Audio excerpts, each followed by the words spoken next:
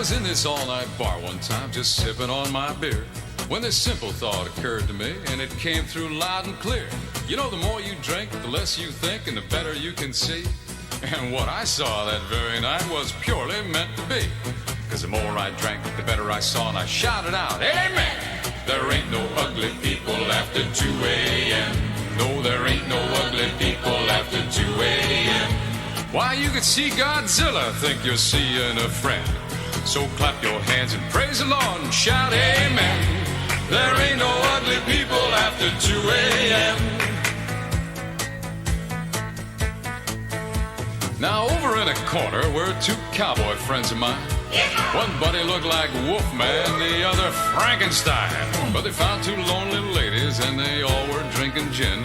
One buddy left with a St. Bernard, the other Rin Tin Tin. Now you know beauty's only skin deep ugly goes down to the bone. There were lots of ugly women there, but none that I'd take home. But it wasn't long thereafter some gal joined me at the bar. I swear by all that's holy, her face had hit a car. But in no time flat she wore my hat and her hand was on my knee. That's when she looked me in the eyes, she said these words to me. She said, you know, when I first came in here, you looked ugly as can be. But after I'd had a few good drinks and they were doubles of Chablis, she said, the more I drank, the better I saw, and I shouted out, Amen! There ain't no ugly people after 2 a.m. Now across the room I spotted the rear view of a 10, and she had on a red tank top with guns around the bend. Then she turned around, she looked like someone hit her with a sink. Well, we both agreed to talk a while and maybe have a drink. And so we talked and so we drank, and I think we each had 10. By 2 o'clock, Dolly Parton, yours truly, Earl Flynn. Cause the more we drank, the better we saw. We shouted out, Amen! There ain't no ugly people after 2 a.m. No, there ain't no ugly people after 2 a.m. Why, you could see Godzilla, think you're seeing a friend. So clap your hands and praise the Lord and shout amen. There ain't no ugly people after 2 a.m. No, there ain't no ugly people after 2 a.m. Why, you could see Godzilla, think you're seeing a friend. So clap your hands and praise the Lord and shout amen. There ain't no ugly people after 2 a.m. Oh, there ain't no ugly people after 2 a.m. Why, you could see Godzilla, think you're seeing a friend. So clap your hands and praise the Lord and shout amen. There ain't no ugly people after 2 a.m. No, there ain't no ugly people after 2 a.m. But still ugly on the inside, perhaps. Welcome to Mandala. Today, we have a rather peculiar lineup of releases here today. Yeah. I teased last fortnight on the previous program that I'd be picking some albums from maligned artists, or maybe not even necessarily all maligned artists, but like, certainly in one case, more a maligned album from an act which is maligned by people who are not fans of that genre, to be fair, I'm sure. We've actually talked about that act before. But in the interests of keeping things interesting rather than ruffling on in this pointless, perhaps, intro, why don't we get started off with your first pick of this day? Yeah, hectic. I'm kicking it off. We got the New Fast Automatic Daffodils and a funny little piece called Body Exit Mind. The early 90s, yeah. Yeah, 91 or 2? 2. Yeah, 2. And I guess as the burgeoning first ever historian of baggy in the world, Yes, yeah. I decided to choose this album because I hadn't really heard it till recently. I was more familiar with their first album, Pigeonhole, which is got some killer tracks on it. Maybe some of their best songs, but it's a bit sort of filler laden as well. In the worst way baggy can sometimes be, you know? Okay. But yeah, it's got definitely some songs that hit hard, whereas this one is weirdly cohesive as an album piece or whatever, you know? It works a lot better than the first album. And it's just got a sort of like a very particular sort of, you know, early digital, like alt rock sort of production to it. And similar to like one of your later picks, it's a rare case of like me hearing that style of production and not just wanting to vomit. You know? Okay, wow. It feels very natural, and you know when it blends in its sort of psychedelic aspects, you know, similar to say like I was talking about Teardrop Explode, you know, wah guitar sometimes, maybe, and then mix it in with a bit of like, you know, post-punky chicken scratch. Yeah. And then like keys that do the reverby, like mellotron sort of sound, you know, like a, you know, the sort of like warm, early sort of organ sound that you get off like the opening to those really psychedelic pop Beatles songs, you know, like Strawberry Fields opening little. That's like, yeah. So they mix in that into the sort of more like I guess what you'd call like digitally stark alt rock sort of thing, you know, that very like polished sort of sheen or whatever. And yeah, I dig how they were able to utilize the production of the era with what I feel is a very creative genre, something like baggy, you know, just cool dance rhythms and stuff. And then on top of that, just have it full of like interesting songs, you know. It's very sort of like slacker art punk, downstream of like, you get the feeling of something like The Fall or something, you know, with his the singer's just doing sort of vaguely philosophical rants over the like sort of driving, pounding dance music or dance punk. At times I thought of Marky Smith. Yeah, and he's less so on the first album, but because I think they're from definitely from Manchester. So he's got that North of English sound on the vocal, which actually it often works really well, especially with sort of like working class-esque, like abrasive punk rock sort of stuff like this. You know, it suits the style very, very well, and he even sounds a bit like the Wedding Present guy in some of the songs. You know, just that strange like northern twang. So yeah, I just feel like this album has so many elements going for it, and like I can see where in the world like Baggy didn't last too long. Definitely not into like 1992 as like hit music, you know, singles that'll sell, and it never quite crossed over into America. Like we probably talked about this earlier when I brought up the Happy Mondays, but they obviously never really crossed over. Not quite. The only one that did was that band with the, you know, You're Unbelievable. I forget what they're called. It's like EMF or something like that. I don't remember. Yeah, no one does. But funnily enough, they were the one sort of crossover band. Yeah. Whereas, after 92, this style was kind of gone. I haven't heard their next album. I wonder what that style, what it more sounds like. Because, Baggy was definitely gone by like 95. But as far as this album goes, I don't know. I just feel it's very like inspired, especially by the previous 10 years. Like I get the feeling that maybe they were like the younger brothers of post-punks or whatever, and they had, you know, hand-me-down record collections of things like The Fall, and maybe like some anarcho sort of stuff, or even like the pop group. Like one of the names of the tracks is For How Much Longer Do We Tolerate Mass Culture? Yeah. Which is, I think, a conscious play on the, you know, the second pop group's album title. One of their peers, who you pick later, have a track called Shake the Foundations, is also a pop group does. Oh, nice. At least on a live recording. Okay. Anyway. That I picked later? Yeah. Oh, the Glaxos? Yes. Oh, cool. Yeah, that could be nice. Gotta hear that live one. Pop group, yeah. Oh, but apparently Glaxos had a member of the pop group. I believe that's correct. Yeah. So they sort of cross over as well. No, that makes sense. No, I think they're a related artist in categories. Yeah. Continue. But I'm just surprised that, like, I don't know, in a world where things like there's been a bit of retrospective on Britpop recently, especially because Oasis announced they were getting back together. How exciting! Exactly. And there's a sort of, you know, that third wave post-punk thing I've mentioned a few times, which feels like it's mixing post-punk with like Britpop tendencies even. Mm-hmm. And some people have tried to categorize a movement of like the new wave of Britpop or something, like with bands like some Australian shit band called DMAs in there.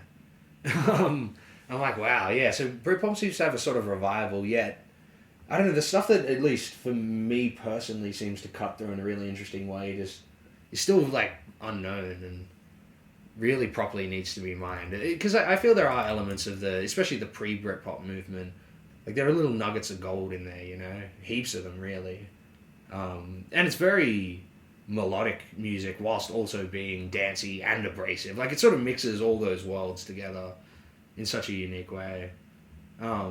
Yeah, and I guess the first time, funnily enough, I listened to this was when I got the new metro train in Sydney. Oh. And just as the first, like, this train starts zooming out of the station as the first song starts playing. And then like, halfway through, he's just going, like, there's a lyric where it's just like, you're halfway down the track. And I'm like, yeah, man, it feels like I'm living this album as I'm listening to it for the first time. So it's always neat when an album can do that too. Maybe that's sort of why I was quite taken with it, though there is an overall consistency to its sound, and for, like, you know, the derision of the CD era often being, you know, they say it's overlong, or there aren't enough of these sort of classic cohesive albums. I feel an album like this utilizes that extra bit of time well, because it's sort of dancey, vaguely industrial. It takes you on the journey. Yeah, exactly. So it can use that extra 10, 15 minutes productively. Yeah.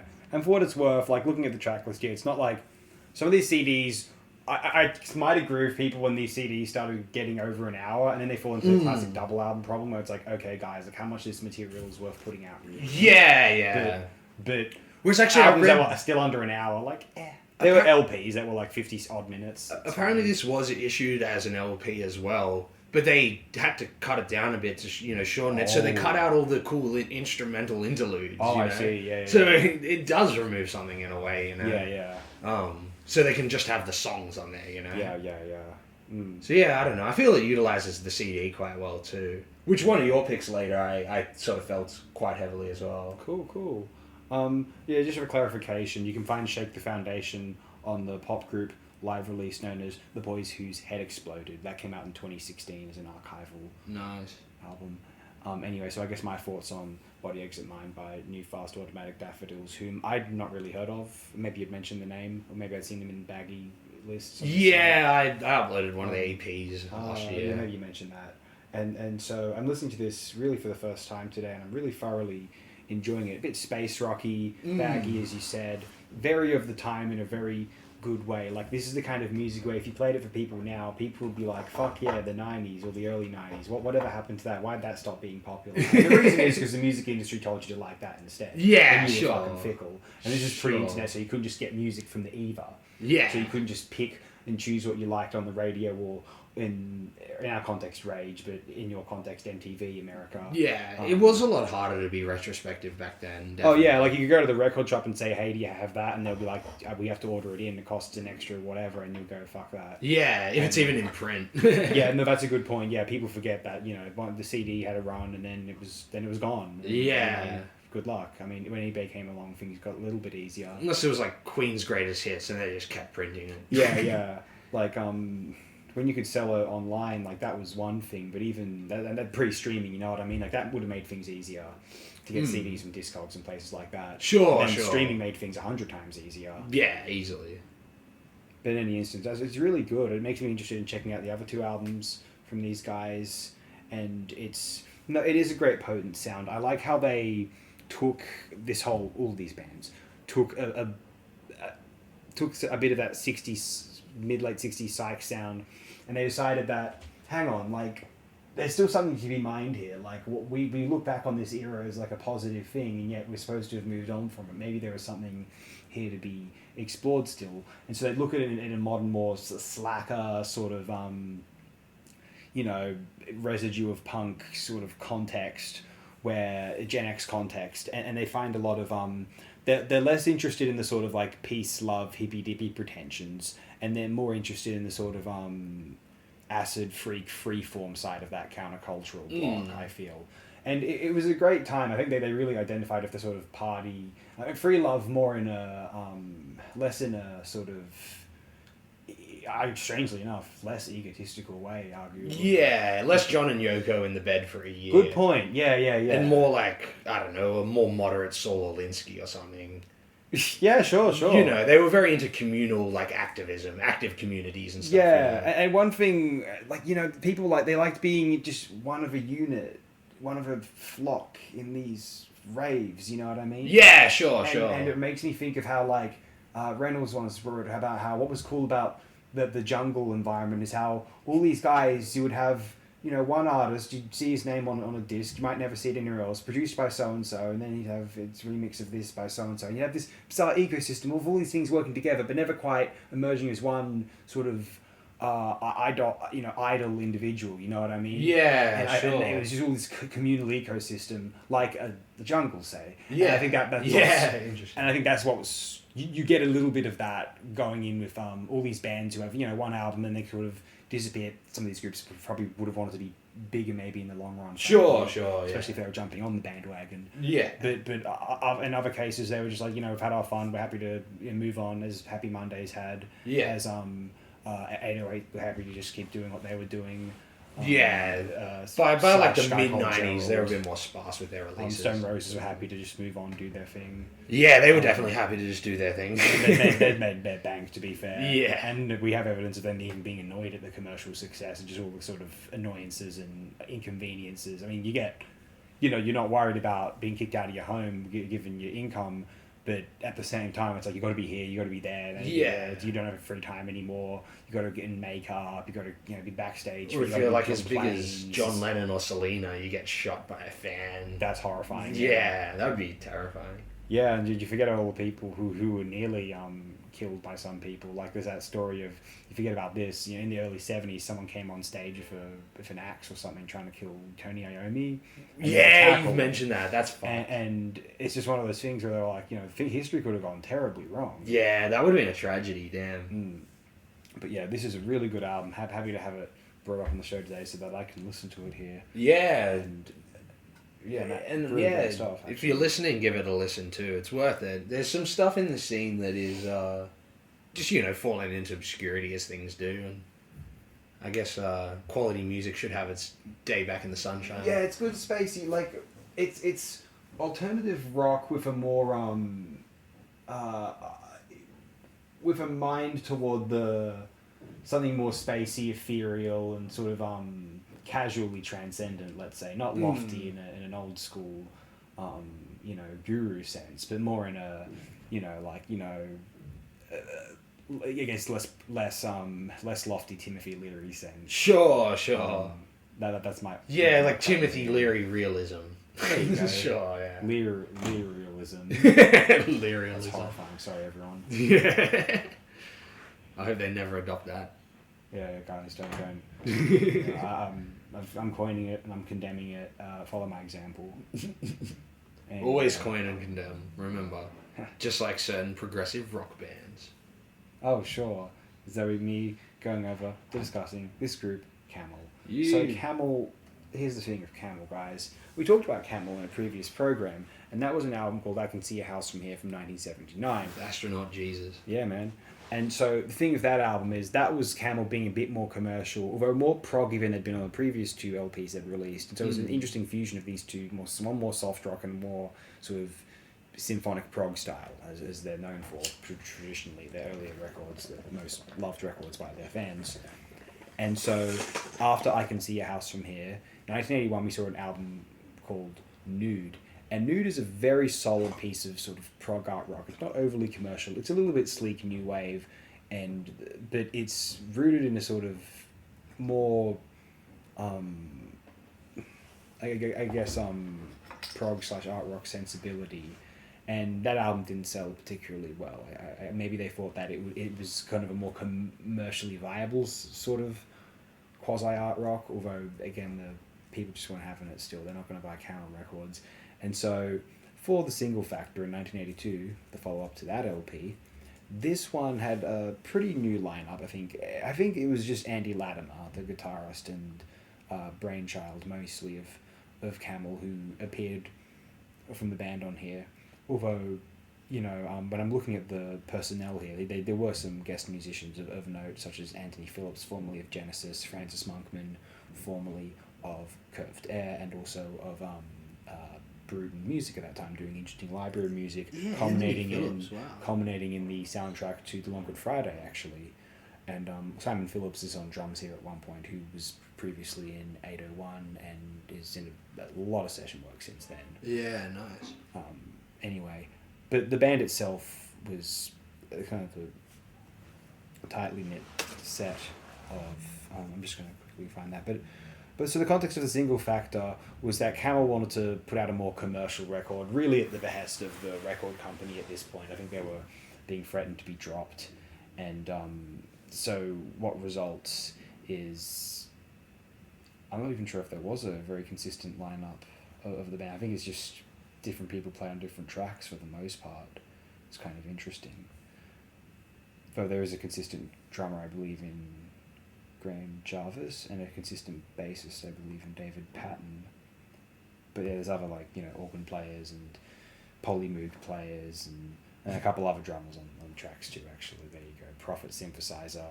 Anyway, even more commercial album here. And I'm surprised to find myself saying that I don't know how... I suppose this is meant to be a cynical album, but Camel have a more sincere, or at least creative, approach to this genre than the ones who were approaching this genre to just make a buck. Camel also wanted to ease their consciences a little bit, as well as make a buck. And so what we have is an album which sounds like the kind of corny Huey Lewis-esque music I'd hear from my dad's radio in the backyard when I was younger, except it's actually really good and creative and composed by these prog guys. It is cliche and it is corny, but it's I feel like it is in the best kind of way. Starting with the opening track, No Easy Answer, I was going to say it'll define the rest of the album for you. It'll define the more commercial tracks on the album, the more straightforward tracks on the album for you. But what you'll also find on this album, perhaps surprisingly, but not necessarily if you're a Camel fan, it won't be a huge surprise, there are even 5-minute long instrumental tracks, and and plus 1 to 2 minute interludes between typical verse chorus songs. You'll find these solos which are more in line with a sort of not prog's guitar soloing, but a strange like rhythmic jangle soloing, which is not like jangle pop as such, but it's not the kind of solo you would expect to hear in a commercial song.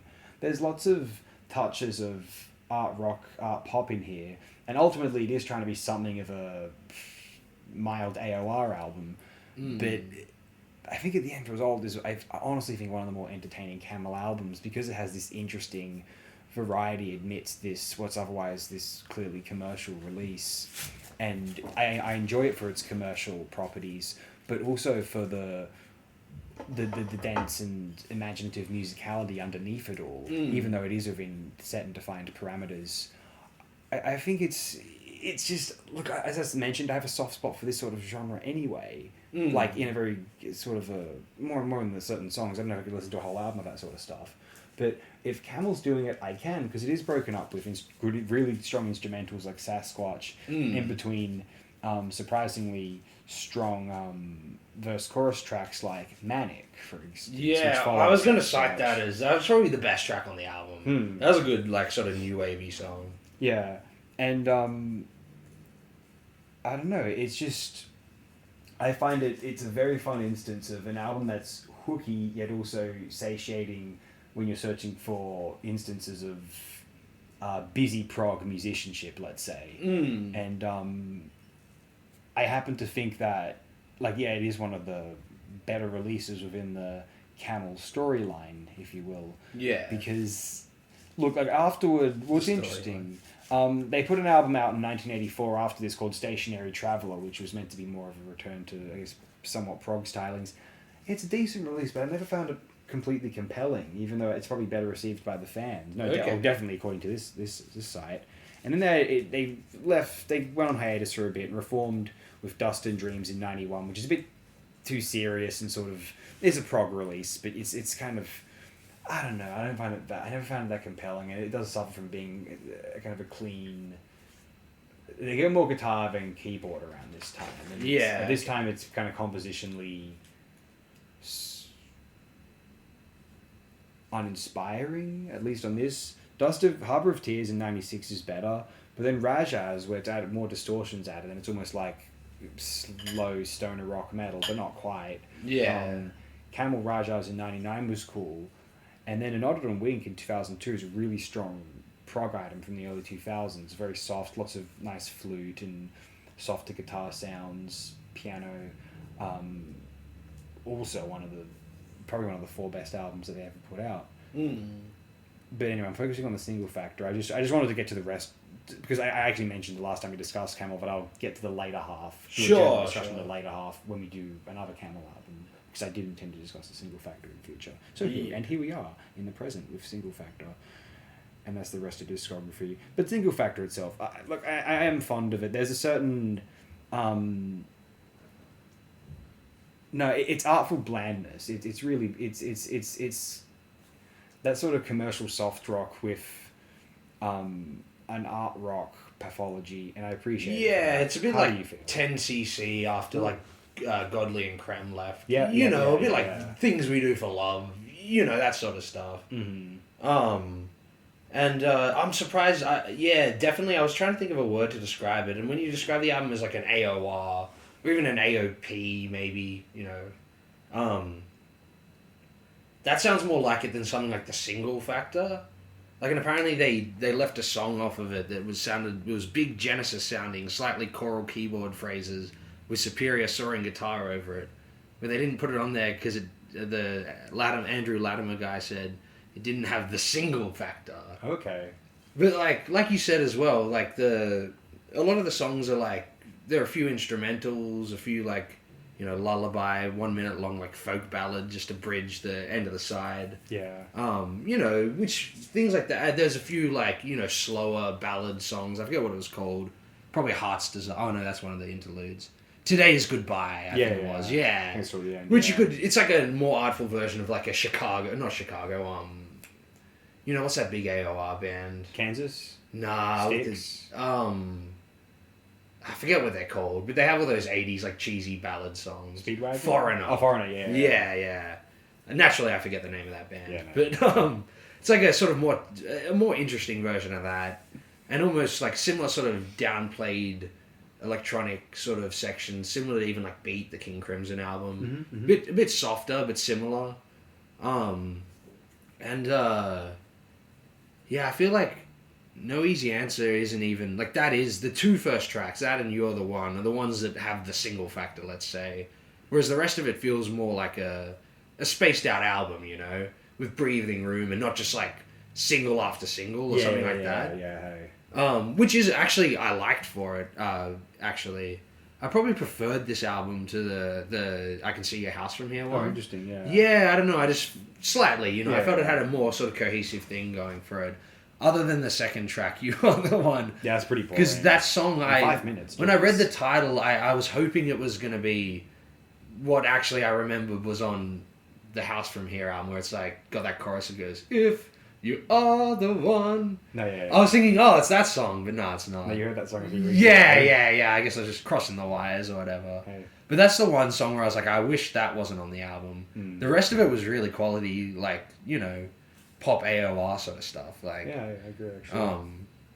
you know, and good instrumentals too. Not like, maybe that's why they didn't include the song with the big Genesis sounding choral keyboard phrases, because they weren't bombastic, the instrumentals. They were very like, almost like naturalistic, like ambient prog or something, in a way. Like little touches of Brian Eno, you know, on top of, like you mentioned, there would be a few solos, but they're not the really overdriven prog solos. I think that happens on one song briefly, and it's almost just like a sort of nod of phrasing, you know.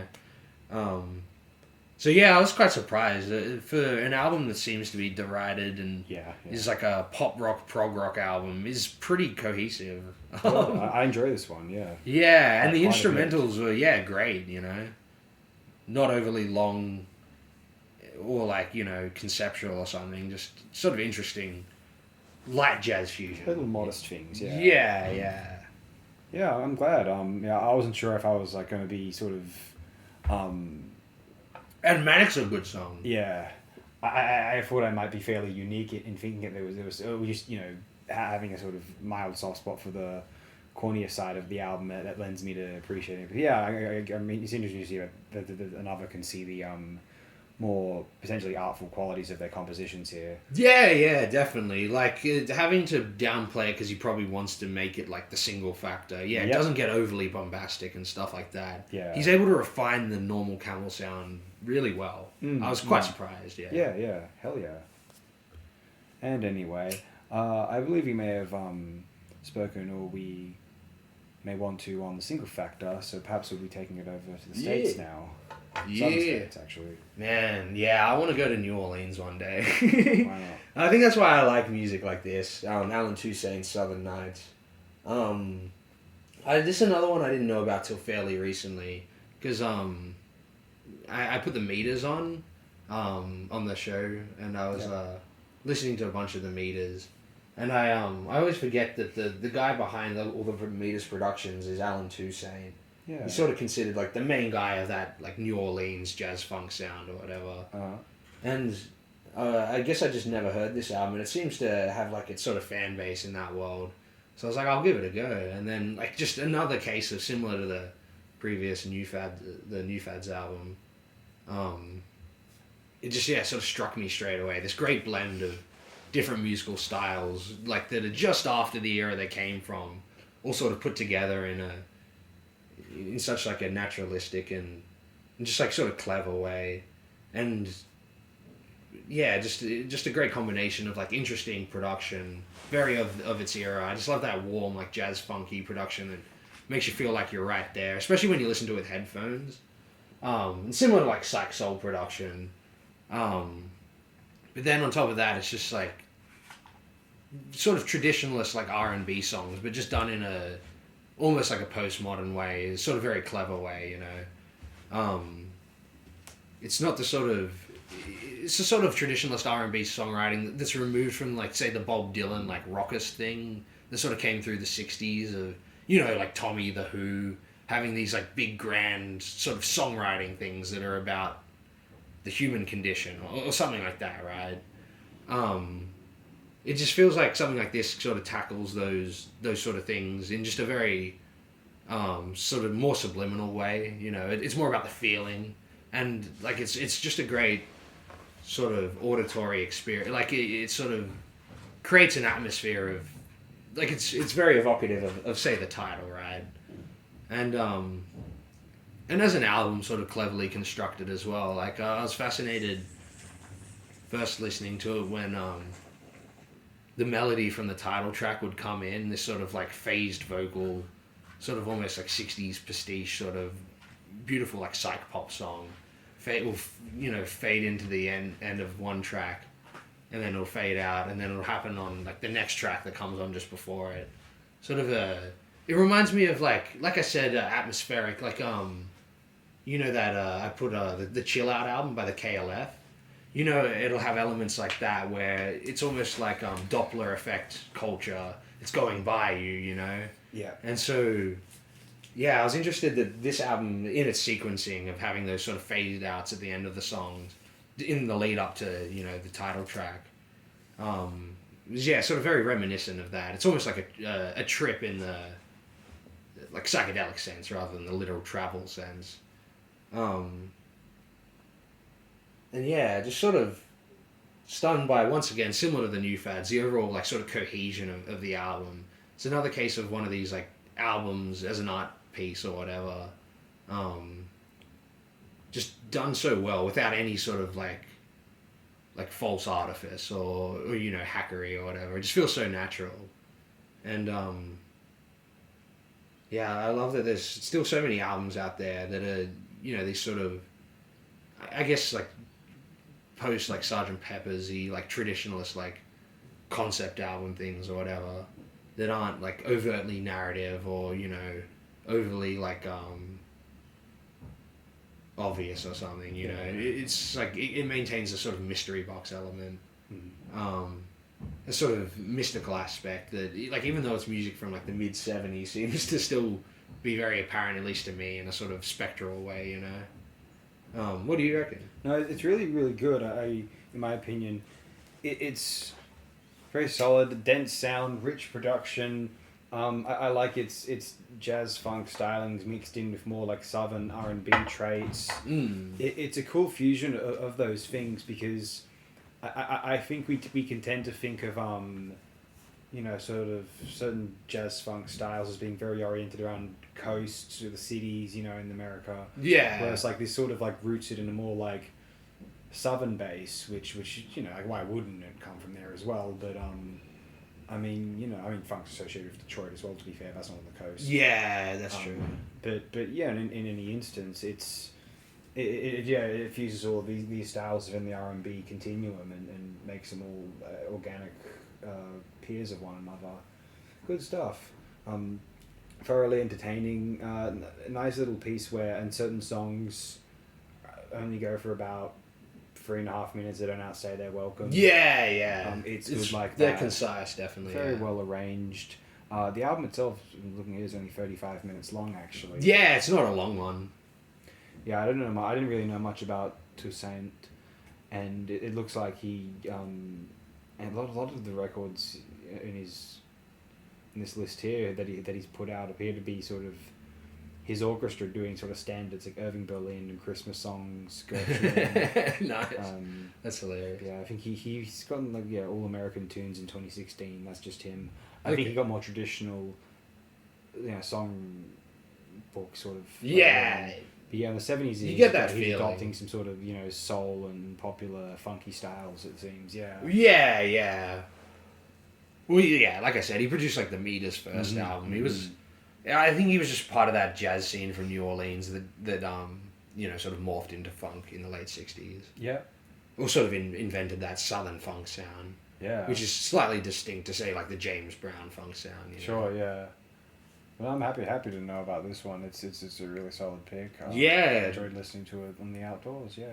What's weird about this as well is it somehow is like this actually, the outdoors, this would be a good album to listen to on like a twilight, like in some rural town or something. And mosquitoes are buzzing around. Morning sort of sunshine, but yeah, that'd be great. Yeah.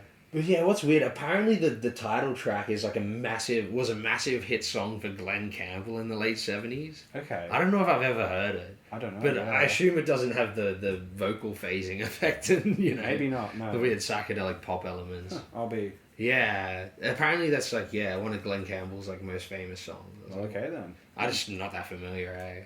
No, I don't think so. Yeah. Oh. Wow. Weird world.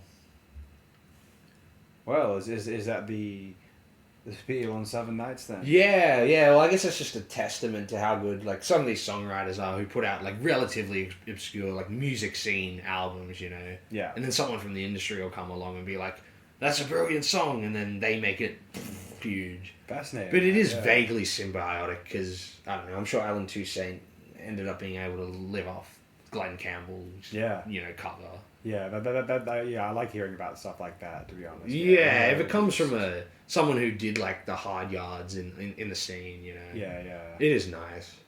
So yeah, Alan Toussaint. I'm keen to check out a bunch of his other stuff.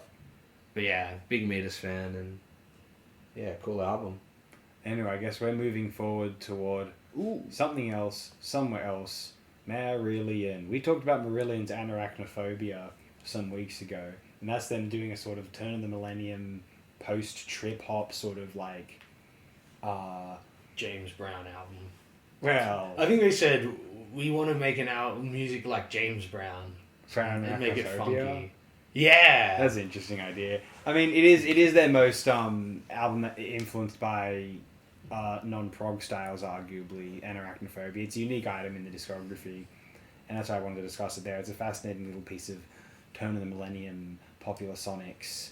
And anyway, so before we get to this, in 2004 they put out a very dense double CD thing called Marbles, which is a big prog item, probably the most acclaimed thing in the Hogarth era, and it is very, very good. And sometimes you listen to it and you think, wow, this, Dream Theater and Porcupine Tree ought to be making something on this caliber. Marillion are older, like those younger guys ought to be catching up already. So Marbles is quite strong, and talking about it here would just be a bit boring. Like it would just be a matter of saying, yeah, this is pretty good. I'm surprised these guys can still pull off like a misplaced childhood, maybe even slightly better in a respect. What year is Marbles? That's from 2004. Okay. It's this is what, 6 was it? This is 7. This is after Marbles. Yeah. And rather than doing a prog epic, it's the first album of a sound they've adopted to this day, with their most recent album, which is 2022's An Hour Before It Gets Dark. Somewhere in Time shows off of these depressed older guys who were terrified about the condition of the world, and they're doing these big existential, somber, sort of soaring sad dad rock pieces. They're very instrumentally. All of what's going on here is very fascinating. They're prog guys working within the mainstream alt rock, as in like U2 sort of paradigm, and it's pretty cool.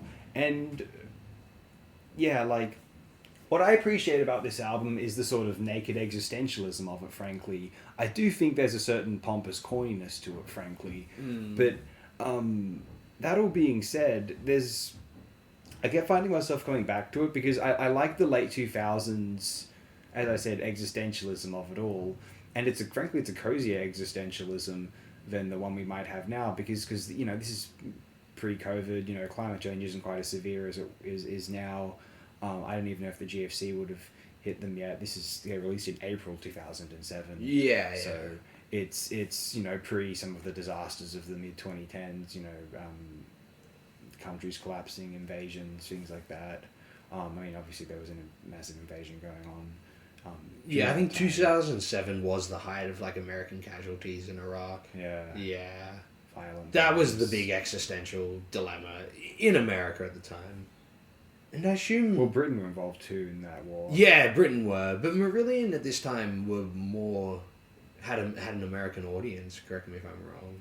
I don't think Marillion had much of... Maybe they have a minor cult fan base in America. Okay, so their fans are more British, you reckon? As far as I know, yeah. Okay. I know they're not very popular, like, in the mainstream in Britain, but there's more the cult prog sort of side. Because I swear I was reading a bit about them for the Anarachnophobia bit, and I swear they crowdfunded a tour. Not only that album, but like a tour of America. Oh, but that's true. Because the fans wanted to see them that Well, they have bad. enough loyal fans in America that they were able to make that happen. That's what I mean. Yeah. Like big enough for the fans to even fund the tour. That's pretty impressive. Yeah, I reckon British fans could have funded local tours over there. You know what I mean? Okay. You know, like... Yeah, I don't know enough about the Marillion fan base, to be honest. I just assume they're a bit more American because of Sea of Tranquility, I suppose. No, just... But yeah, you do hear the Scottish people go, Marillion. Fesh. Yeah, fush. But no Fesh on here. Hogarth, Steve yeah. Hogarth. Man, one thing I said it in the last one as well. I wish Hogarth... His rock singing voice is a bit off-putting, but his falsetto is quite talented. I wish they went further with a sort of neo-soul direction, because there are touches of that as well on here, and that actually is when the songwriting's interesting and it's more pleasant to listen to. Yeah, it's weird the sort of the tropes of how they construct their songs in the 2000s. Like it seems like they have a few new ideas, but they always want to keep it going back to this sort of like rock traditionalism. Yeah. Having like at least a few verses of like chord-driven rock and roll, you know. Yeah. To a 4/4 beat, and that's when it sounds its most off-putting to me, when they're trying to just be like, you're like rockin', you know. Good point. Yeah, when they go in their more eclectic areas is actually when they come up with fresh sounds and stuff. I agree, yeah. Like you mentioned, the old rock U2-esque guitar work on this album is definitely some of the more, like at least auditorily, the best parts of the album. It's very spirally, you know. Very few of those bands, they try to make this like spirally, sort of accessible mathy riffing, you know. Because you know how math rock riffing is a bit inaccessible. It's more proggy, sure. let's say. Yeah. Whereas they're refining that math rock style into a more, you know, standardized. You know, you'll hear the plucking riff from a post-grunge song, and it's very simple, you know? Course, yeah. Or like a Blink-182 song or something. Yeah. Whereas this takes that sort of sound, but it does it in a vaguely mathy way to make it spirally, you know? Yeah. The Edge does that a bit around this time, but I think this guy does it a lot better. Yeah. Johnny Greenwood does it as well. Yeah. But even maybe the Marillion guy might do it a little bit better than Greenwood. Though they have more... See, Radiohead is maybe what you get when Marillion goes into more of the eclectic areas and doesn't want to hone it into traditional rock and roll or whatever. Yeah. So maybe that's the distinction between those two bands. Yeah, I was under the impression that Marillion wanted to be a bit like Radiohead around this time. Yeah. Like that was a band that they were sort of looking at and being like, oh, like we That's who want take seems to our always things be from. cited. You can hear it. You can hear a few other things as well. Yeah. But they do... When they... See, Radiohead, when he does that falsetto, he does it for like maybe one of the earlier tracks on the album, for nearly the whole song. And that's when it sounds very overtly Radiohead. But it's much more pleasant to listen to than Tom York doing it. Yeah, there's more pretension, sort of like Tom York thinks he's like on a cloud or something. It's just like, oh, Yeah, get off yeah. it, dude. Whereas Steve Hogarth can actually pull that off as a proper vocalist. Yeah. And still maintain that sort of emotional aspect, or what Tom York's going for. Yes, yes. So that is one weird thing. Steve Hogarth might get a bit too much shit as the singer, but yeah, that is because half the time I do hate his vocal afflictions. Fair enough. Yeah. But when it's that falsetto, it is quite beautiful. It's angelic almost. I probably. This album might have had like weaker moments than Arachnophobia. That one might have been a bit more solid all the way through. Yeah. But this one had the better moments. Interesting. Yeah. Little touches here and there where I was like, yeah, this is great songwriting. It's just unfortunate they didn't maintain it over the whole thing. Yeah. Like the weaker parts are, like you said, the sort of dad rockier ballady side. Yeah. Like middle-aged emotionalism or something. You know? Exactly. I think the strongest tracks on here are the free tracks, which are like 6 minutes or over. I think those have got the most long instrumental sections by default, and they're not really chorus based. The songs, the title track, Somewhere Else, A Voice from the Past, and The Wound, all which are very morbid and sort of serious lyrics as well. Like when you do hear a line or two, you're like, oh, this is grim. Sure. And the infamous track on here, and it's actually a hated track by the fan base. Like this actually is part of the reason why Somewhere Else is not ranks near the bottom of Marillion fans' rankings. Yeah, okay. I'm pretty sure. Partly because the song "The Last Century for Man" is quite hated. Oh, which one was that? God Bless America. I mean, it's a crap song. There's no getting around it. It's really crap. They were going for a bit of an Eno thing. I kind of chuckled when that happened. It wasn't completely off-putting, but it was a bit of like wannabe artifice. Hats off to China. Like it's corny. There's no getting around it. Oh, definitely, yeah. But the last track's just like a 4-minute bleak instrumental called Faith. Not instrumental, but like mostly acoustic song called Faith. Yeah. That's a good track in my opinion. Yeah, that reminded me of the melody and the acoustic guitar bit reminded me quite a lot of a song off the Red House Painters Bridge, the Roller Coaster album. Oh, cool. I forget which one, but That's it was like their slowcore song. I was They did a decent job of it, like a slow folk ballad.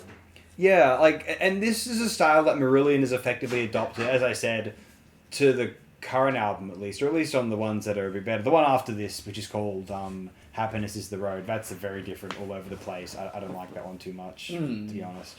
But in 2012, they did an album called Sounds That Can't Be Made, which is really solid, which is more like the sound of this one. They even had, I mentioned this, a very powerful song that's aged tragically well called Gaza.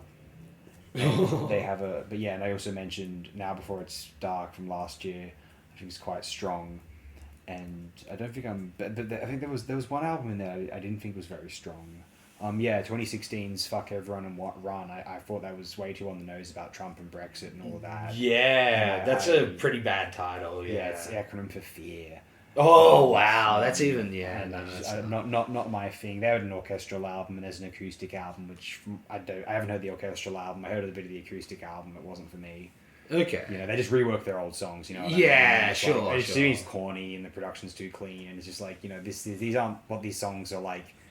These aren't the best applications of these songs. You know what I mean? Like in my opinion. Yeah, lots of artists have been doing that recently, and it's very really. You're like, why? Yeah, I'm fond of this album. I like the existentialism. I think, and the vocals aren't always terrible, as you were saying there. Well, I actually said sometimes they're angelic. Funnily enough. Sometimes they're actually awful, but other times they're angelic. To be, Yeah, but like compositionally, the thing I do find the instrumental arrangements really fascinating. Just thinking about like what the drummer's doing in the context of like a prog drummer in the context of the alt rock thing, and then where the keyboards come in very fluidly. You don't notice them, but then you realize they're a huge part of the song.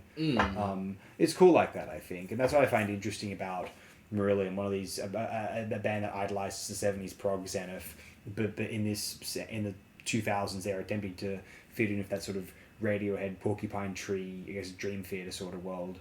Rush are trying to do the same thing, but they weren't as prolific as Marillion around this time. Yeah.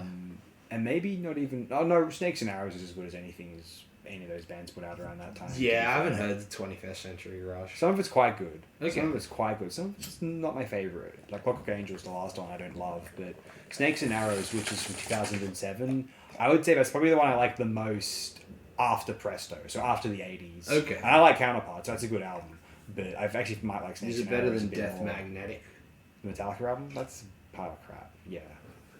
Yeah, I never heard it. This is like the same year. All the Metallica after fucking Puppets and Justice is not nothing. Yeah, and Justice for Jason. That's a good album.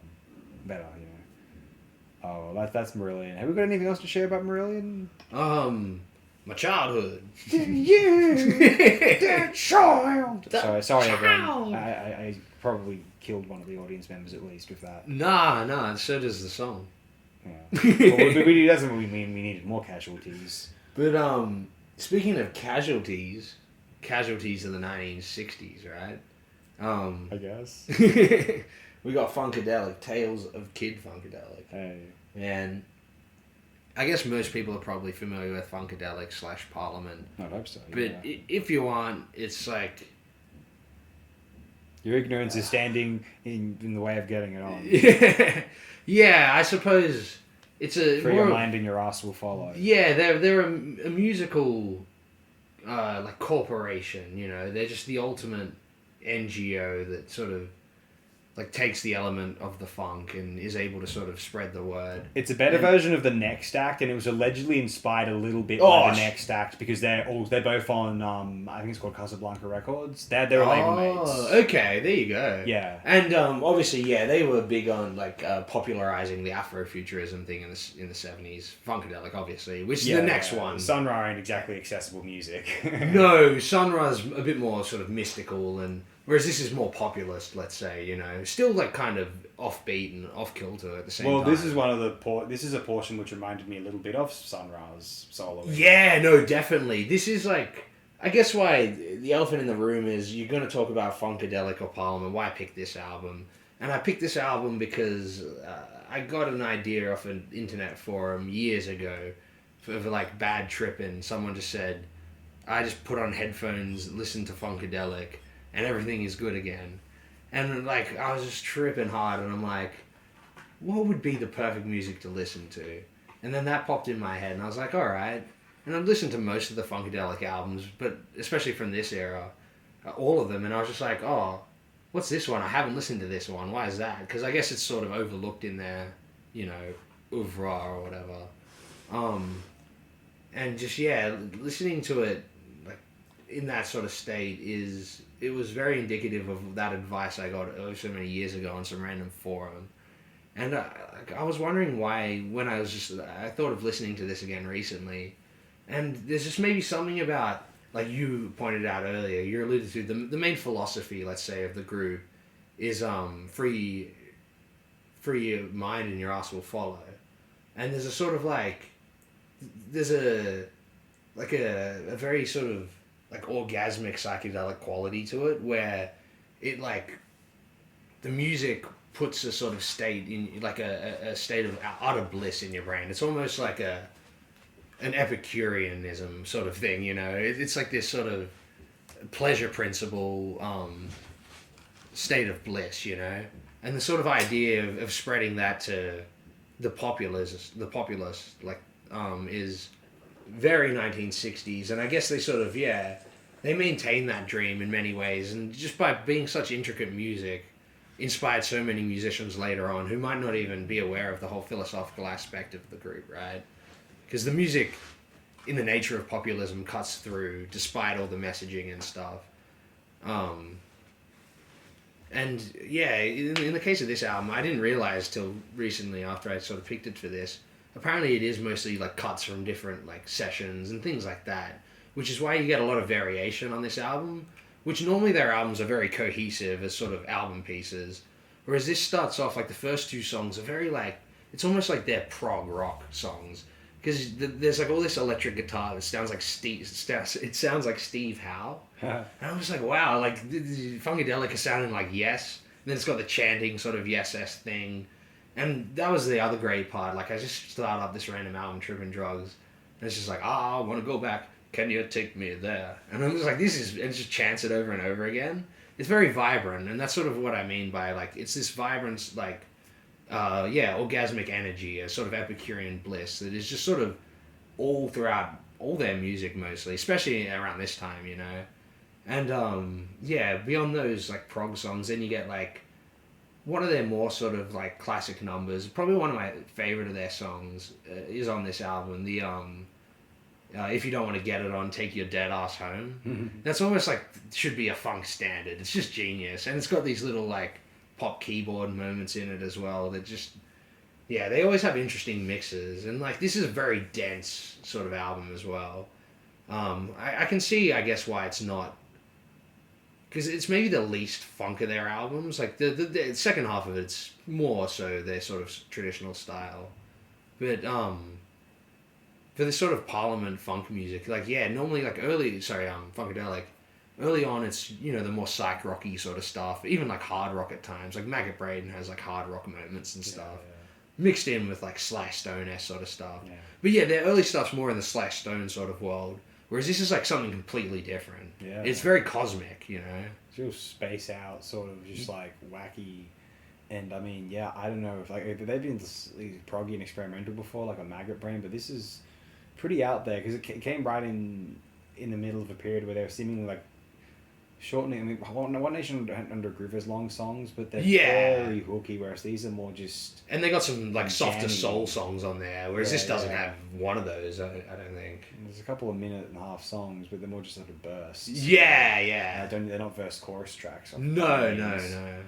It's an interesting thing. I thought it was pretty solid. I'd not really heard this one before. Historically, I used to think of the Parliament albums as being stronger than the Funkadelic albums. Obviously, you got Maggot Brain and One Nation Under Groove, which is just magnificent. Yeah, those are great. Obviously, like the self-titled's good. And, but Free Your Right Mind and Your Ass Will Follow, that's the name of an album. Cosmic Slop's really good as well. That's a good album. Standing on the Verge of Getting It On. That might be one of my favorites of theirs, actually. Yeah, this sits in the middle there, along with like some of us is like Let's Take It to the Stage and Hardcore Jollies I'm not as familiar with. But they're there. I think Hardcore Jollies is the one I've probably listened to the least of that era. Yeah, definitely. I gotta get more familiar with that one. Yeah, I tend to be more familiar with Parliament, like albums like Osmium, Chocolate City, Mothership Connection, Dr. Funkenstein, Funkenteleki, Motor Booty Affair. Like that's a great. They're all classics. Yeah. It's a great Up for the Downstroke. I missed that one, but that's really good too. Yeah. I guess Parliament is a bit more traditional R&B funk music with like interesting horn arrangements and some whacked out keyboards that Talking Heads obviously took later. Whereas Funkadelic goes more in the experimental Red Crayola route sometimes, mixed in with funk. I sort of like that both variations exist. I like the Parliament Funkadelic paradigm where if you want that more pop music sort of thing, you go with Parliament. Though sometimes it is very out there, like Funkenstein is. And the Teleki or whatever album, that's pretty out there. Though that's a bit more like dance music as well. It sort of fits in as an early like electro synth disco sort of thing. Yeah. That one's a lot like that. Yeah. They around this time they were just George Clinton and the gang are on fire. Yeah, great ideas, great stuff, very ambitious. I guess they felt they settled down after the 70s, but I guess it's a wild ride. Had to get exhausted eventually, I would imagine. Yeah. All those like psych soul and funk artists sort of fell off by the 80s. All of them, really. Maybe there are a few out there. It's not the sort of genre I'm like the most intimate with, but seemingly like I listen to Bobby Womack albums from the 80s. Smokey Robinson in the 80s, terrible. That song Cruisin'. Yeah. Oh. Some of the fusion guys made it work okay. Like they're some of the more enjoyable of the mainstream music. Like if you think about George Duke or George Benson or Mitume. Some of the more enjoyable of the mainstream. They did a good job of it, definitely. In the early 80s. Yeah. They had very particular like productions and stuff. Yeah. Hard hitting rhythms and shit. That's that little spiel on Funkadelic there, I suppose. Yeah, definitely. It's if you haven't heard this one and you're a Funkadelic fan, check it out. Like, I could see, like you said, how it's sort of been passed over. I only got there by psychedelic circumstance, you know. Sure, as many positive things can occur via. Sure. Anyway, I guess onto the label mates now. Yeah. Okay, so like, let's really make no mistake. This group is terrible. Although, I guess there is a part of me that's Casablanca. found it kind of fascinating over the years. Like, I remember when people would like talk about this group, like older people or people who were kind of my age, like it seemed like they were really into this sort of mythology and this sort of like aura surrounding the group that was more important than like the nature and the catchiness of the songs themselves. So just quickly, I thought you meant that Label Mates was my next pick. That's why I said that Afrofuturism thing. But actually, this group being Label Mates with Funkadelic makes sense because they both had the big elaborate stage shows and shit. Yeah, damn. Sorry, I misinterpreted before. Ah, okay. That can see how you could. Yeah, that is the thing. But no, so you know, like Kiss is a sort of outfit, like it's, and you know, when you hear their popular songs, like you'd hear like, you know, Rock and Roll All Night or like I Was Made for Loving You Baby, which is pretty basic and sort of, yeah, you know, ordinary. It's kind of like bad hits go. Yeah, I mean, I like disco, but when it comes to like the sort of some of the Bee Gees stuff around the time, like it's okay, but it's not outstanding. I like Emotion. That's a good song. That's not theirs. That's featuring them. I think that's someone else's song. And yeah, that is. I forget who. I can't remember her name. And of course, ABBA's bland. You know what I mean? Like just yeah, soft and thin. The poptimism argument behind ABBA is also soft and thin. Sorry, Fisher. That's where we got. Oh, there you go. That's gotta disagree. Not as crazy about Fleetwood Mac. I do like Fleetwood Mac, to be fair. Yeah, they have their moments. Yeah, I'm more of a Peter Green guy, but Lindsay and Stevie put some beautiful music out too. Sure. Anyway, onto this fucking group, like, and the popular songs just didn't. When I heard Detroit Rock City at one point in high school, I was like, yeah, okay, that's just in the AC/DC sort of sense, it's kind of cool. But like, overall, like, it just never really. I remember I did listen to the Destroyer album in high school, and like I thought it was kind of cool at the time, like in that sort of Alice Cooper way, because I was into those albums, and Bob Ezrin's kind of carrying over that. Sure. The shock rock sort of horror, and look. Yeah, it's very downstream of Cooper. The idea, especially when it was sort of relatively newish in the 70s, of like this Marvel Comics sort of like Beatles sort of monsters thing. It's kind of a cool idea. And a lot of their fans were like 8 to 12 years old. Yeah. The problem is the music's always been very basic, thin, sort of like verse chorusy, like vocal harmony, like cheesy rock music. Like it's not that heavy.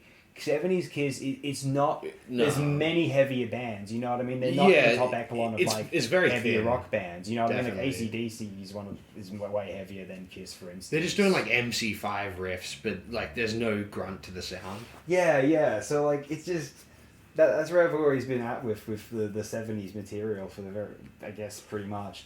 And then like it's just, you know, and then we move into, but I was always aware though, when you click through the albums, there was on Wikipedia at that time, there was one after the 70s that seemed to get a bit of heft and praise. And there was this thing called Creatures of the Night from the early 80s. And it was the one album which seemed to have the heavy metal tag on it, actually. Sure. That's kind of fascinating, because I was into heavy metal at that age, and I was like, yeah, like, it'd be cool if this band was heavier.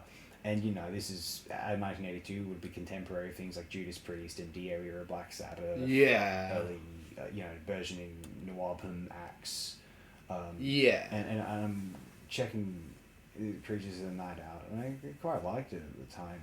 And you know, I listen to it again now out of fascination, because there are people who champion this as like the best thing they ever did. What's fascinating is they had the disco moment with Dynasty, and then that sold better in Australia than it did in America. They toured in Australia at that time, and then it didn't do so well in the States.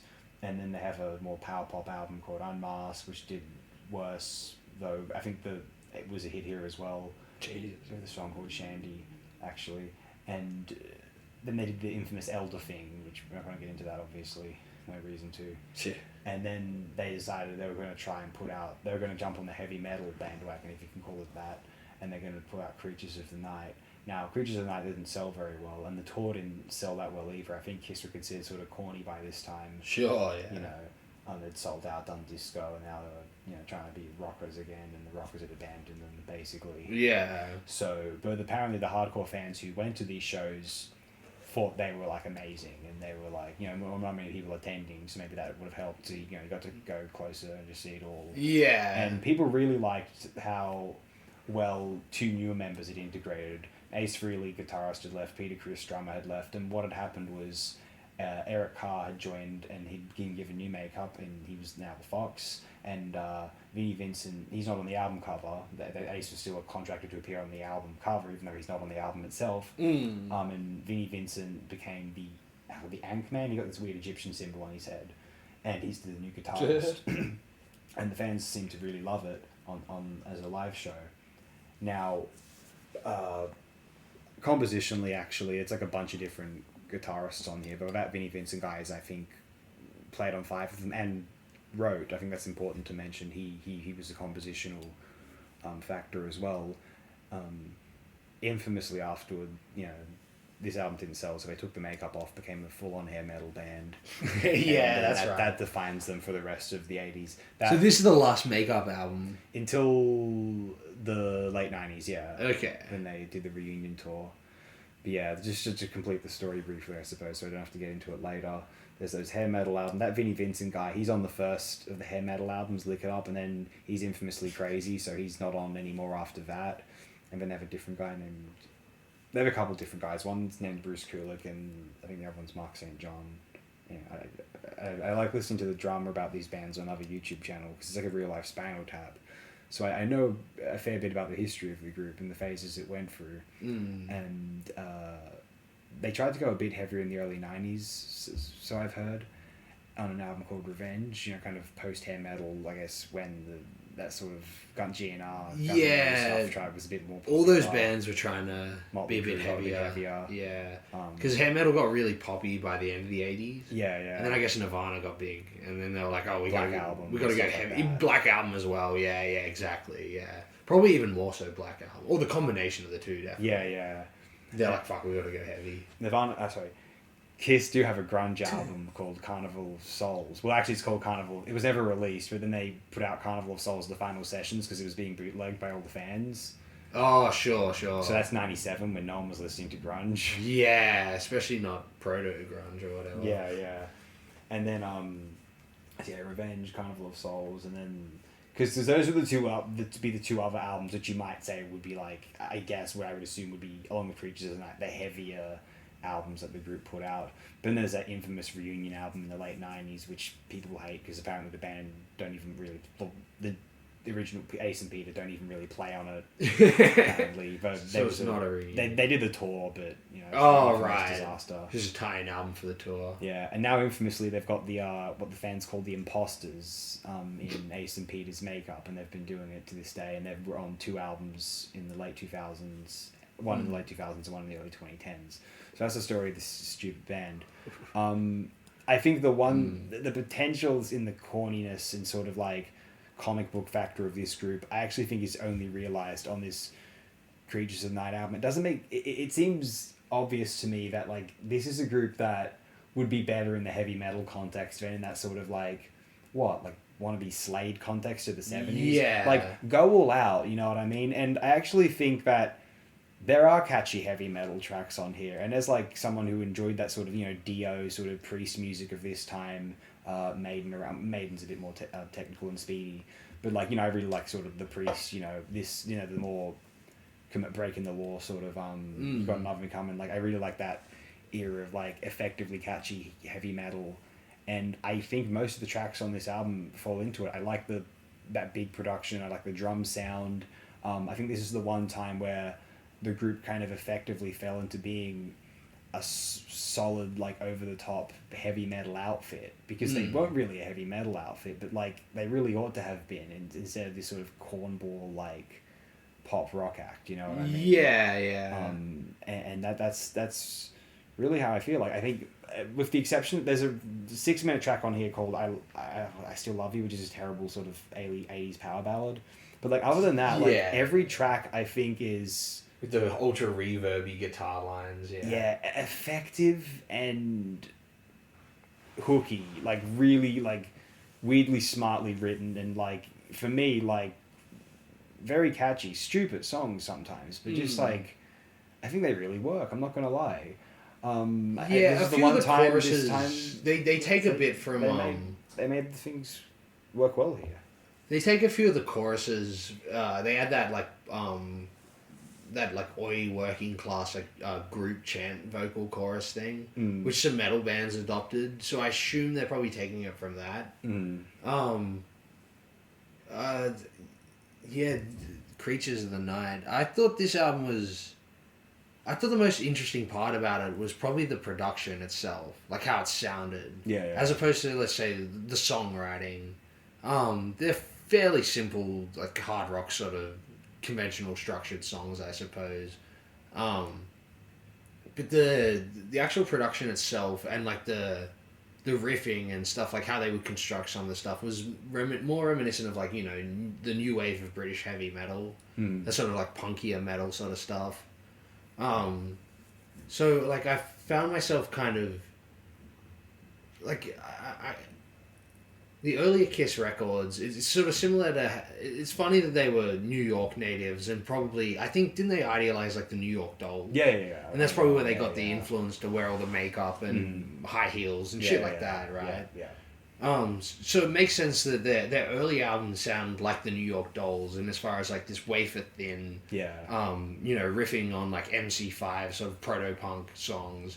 But New York Dolls at least have an offbeat pop sensibility to them, where they write pop songs in a strange way, you know, almost in a Bowie-esque way.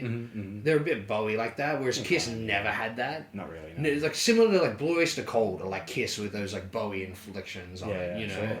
Whereas Kiss are just that straightforward.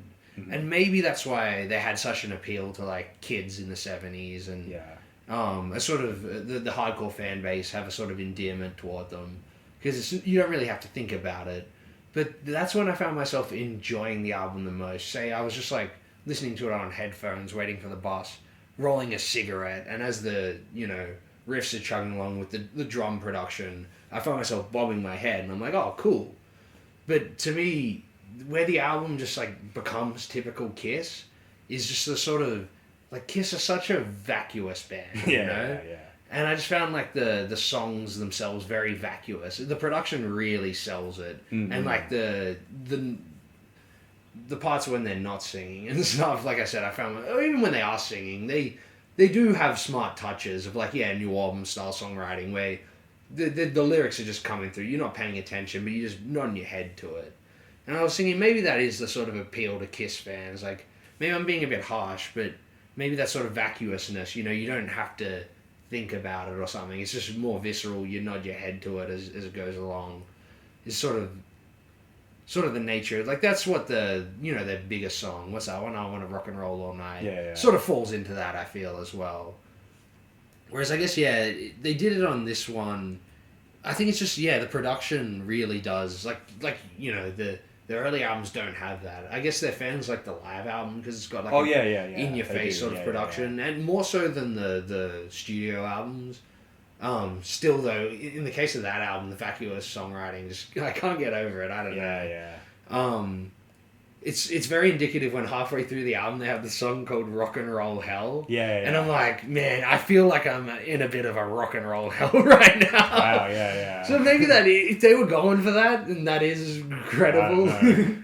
But like I maybe I enjoyed it more than I enjoy other Kiss albums, but this is like I said, it sounded so good, and I'm just like, you know, me, I appreciate all these like more like the whole variety of music that existed either on the periphery of the music industry or completely independent of the music industry.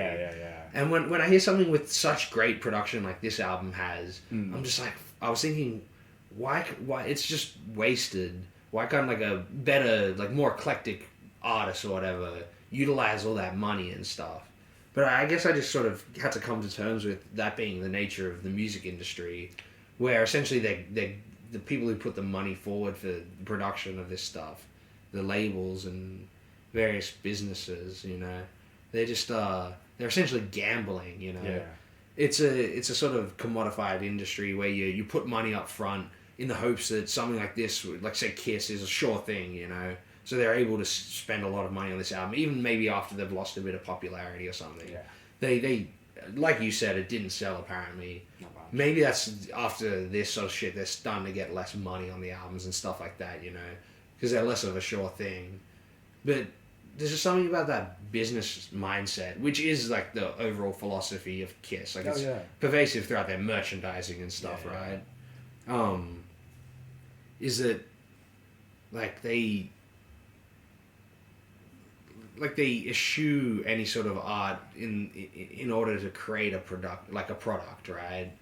And it's just, I don't know. So it's a bit unfortunate. It can't be like, maybe that's just the nature of how we organize society. It can't be put towards more, say, cultural means or whatever. Yeah. But like like I said earlier, there is at least an audience for something like this where the sort of, maybe it is mostly the production though. I guess I just don't like Gene Simmons. Yeah. There's something about Kiss that... I'm not a fan much either, Yeah. I just can't separate any of their music from Kiss as an entity, you know? And as what it represents and what I sort of just outlined. Like, with most, like, art, I can get over this, you know? I don't have some sort of pretension that all art has to be some sort of, it either has to be like political and mean something to the social cause or something, even though I love like art punk and avant-garde stuff in general, which often has that as its main element. I don't think art needs to have that. And I'm not like Roger Ebert, let's say, where it has to be a statement on some aspect of the human condition or something. Even though I would have cited like the Toussaint album as doing that. Yes, of course. I don't think art has to do that, and music doesn't have to do that. Like, it can be Brian Wilson writing a song about vegetables and still be art, you know? Yeah, of course, and that's not saying anything profound about anything, but it still is in a way, you know? That's the artful nature of it. And there's just no aspect of Kiss that, like, they're just so the machine, you know? It's just, it's unfortunate. But, I don't know, that's just my own worldview, I suppose. That's fair. And I can appreciate how the album sounds, because, like, like I said, I wish the machine put so much funding into other things as well, you know. And one other thing I did find funny when I was listening to this album, I found the old like Pitchfork review of it. And I've often talked shit about Pitchfork in these shows, because fuck them, but I do like something about like the 90s, or I guess this is like 2003, that ultra like sarcastic era of Pitchfork. Like the last sentence of the review, they gave it a 1.5, is better than the older. Still nowhere near as good as an anonymous hand job on the bus. Whoa. Like, what a way to end a review. I was almost going to ask, is that out of 5 or 10? But I don't think it matters. At that rating. I think out of 10. Oof.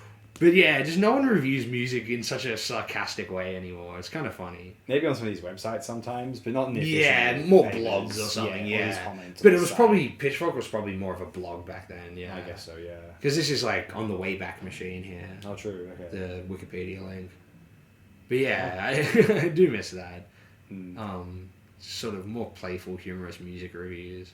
Like, they're not slagging them off or anything, but they're just sort of giving an image. Fundamentally, it is just the production of this album, I guess, is it's really good. Is what's causing me to, I guess, like it that much, because I guess it never really sounded like this otherwise, and it's just, I just did that big drum sound, the guitar tones, and just like the tempos, how the vocals are mixed. I think it all just comes together to be for me, I'm just listening to some anonymous, strong, heavy metal band. And I guess the idea that there's want to be these comic book superheroes is like that's just like, this could just be the one and only album by this band trying to do that gimmick. You know what I mean? I'm like, oh, okay. You know what I mean? Like, I'm just listening to it and enjoying it, not thinking about it. You know what I mean? Sure, it's interesting because like that's other true. Albums from them, it's like, even when they're like halfway to being a decent track, like there's a couple of tracks on Destroyer which I think thanks to Bob Ezra and are like halfway to being good, like Flaming You, for instance, or Shout It Out Loud even. But you're just thinking about them in the context of like kissing it on a stage and you're like, oh, this is corny. Yeah. You know what I mean? Ugh. Sure. That even bothers me about some Beatles songs, but it's easy to get distracted in how pretty those Beatles songs are. Yeah, Of course, yeah. like stuff like Abbey Road, you know. Sure. But that's really all I have to say. I just thought it'd be fun to throw a wrench in the gears and look, let's just throw a Kiss out just to fuck things up. Yeah. No, I agree. I had a lot to talk about Kiss. Yeah. Because, like, yeah, I do honestly feel bands like Kiss, they sort of exemplify that condition of like, merchandising and music as commodities and, you know, ultra mega record label media corporations putting front some money they've probably loaned off a bank anyway. Yeah. To then put the debt on the artists themselves. Yeah. You know, it's just like maybe Kiss or like Gene Simmons is smart as a businessman in the George Lucas way, where he as an independent sort of like contractor sort of guy decides to keep the merchandising rights and you know, circumvent having to like, he's like, the record label says I'm in debt, well guess what, I got all this money now, you know. Maybe he's smart in that sense, Perhaps. Yeah. like operating outside of creating his own corporation so he can circumvent the actual industry, you know. But then, you know, he'll go and spend it all on some elaborate attempt at an Ozzy Osbourne reality show and stuff like that. And it's just, exactly. I don't think he is like a sort of down-to-earth guy. He doesn't come across as that. His persona in that show was like playing up that he's not that. You know? Yeah, that's a good point. Yeah. I remember there was an episode where the plot line, it was so written, I just happened to catch it years ago and it was like new. Yeah. His wife spent like all this money, like $10,000 on a horse race. Oh. And then he ended up, at the end, he was like, the horse ran and the show was like, he's going to lose all his money. And then he was like, the wife was like, did you win? He's like, yeah, but not because of you, because I bought a ticket for all the horses. It's just like, you bet on $10,000 on every horse. It was just like, what the hell? It's like the opposite of down to earth. Yeah. Wow.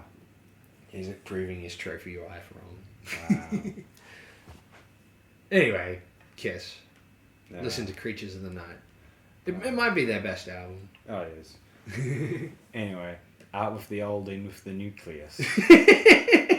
Isn't that Home Went to College? Yes. Yeah, nice. Good reference. Thank you. It's not hip hop, it's electro. Man. Is there a more like forgotten or maligned variation on like EDM / hip hop than electro? Why would it be maligned? It's a lovely genre. I know, right? I guess because like to some degree it's maligned as being like archaic and very of its time, and you know, in a sense, so much electro is like lifting or like sampling, you know, numbers off computer world. Yeah. And then like, you know, variations on the sort of synth lines.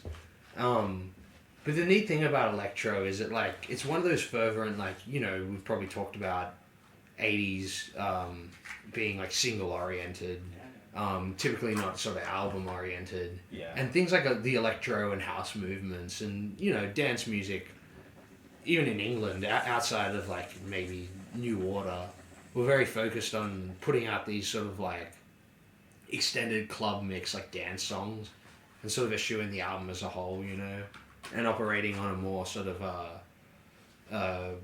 not productive but like frequent release sort of window. Yeah. You know, just pumping singles out a lot. Yeah.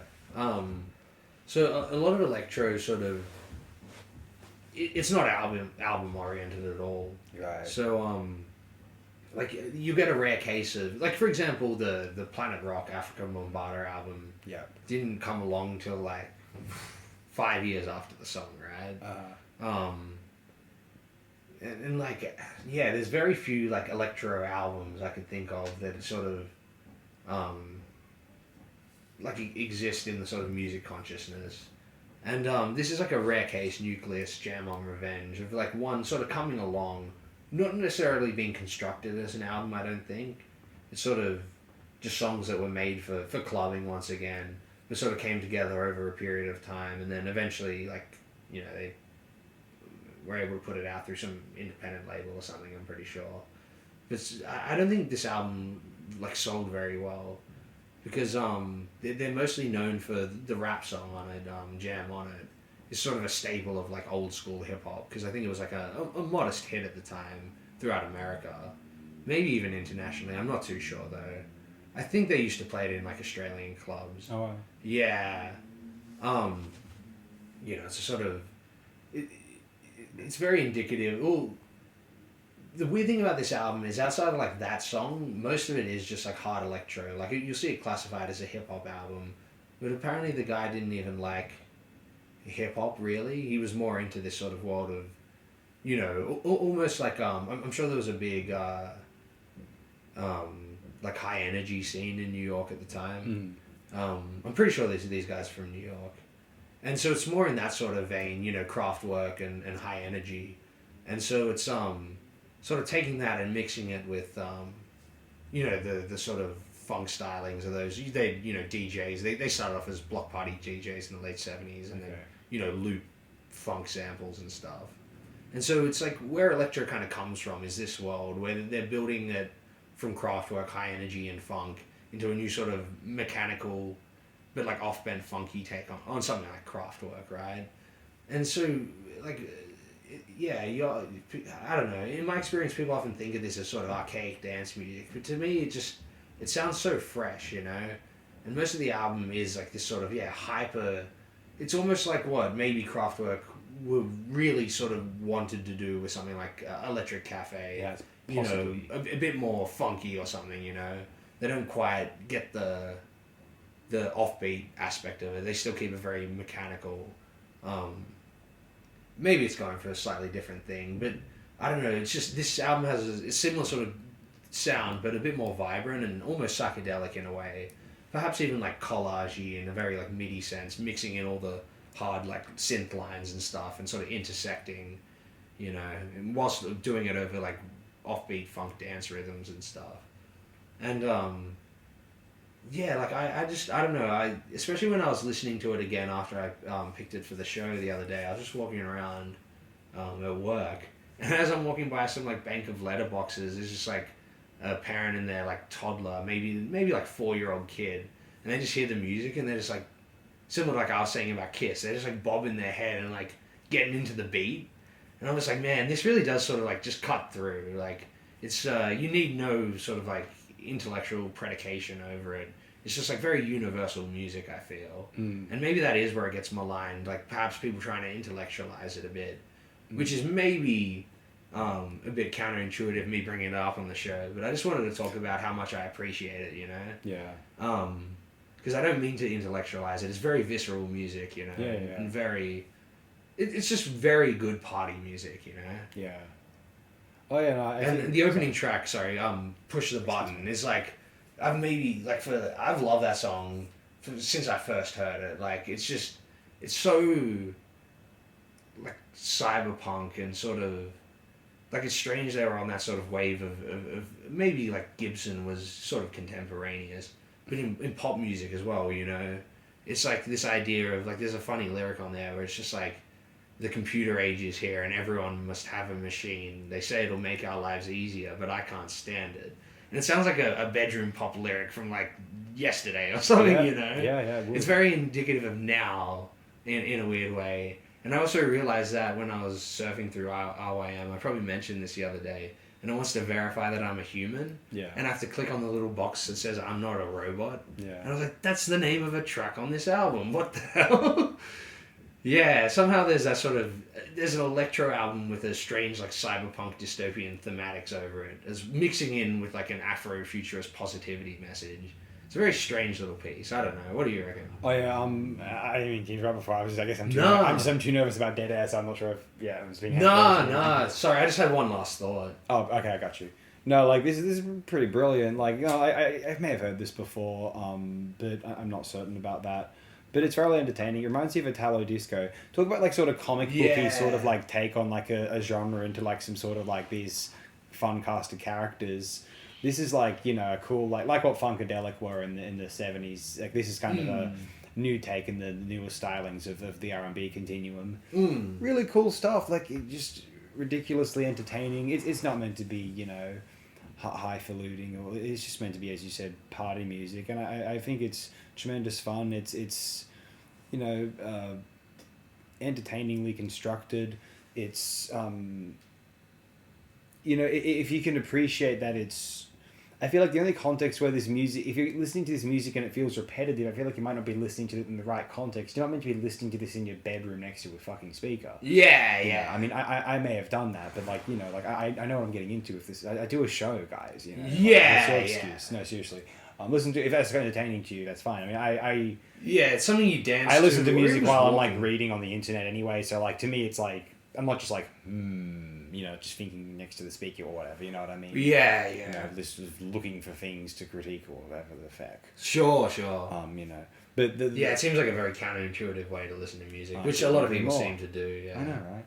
But yeah, like it's very fun. It reminds me of a lot of those cool sort of kind of pulpy electro styles of the time, shameless and infectious. There's much praise to be had here. Just like in terms of sheer entertainment value, like it's got to be something to like if I'm in the right groove, like I could probably replay this sort of thing like again, like, you know what I mean, like just as an easy high energy fix, you know what I mean. There are several albums that occupied that place for me over the years, and it's like easy to imagine this becoming one of those if I let it.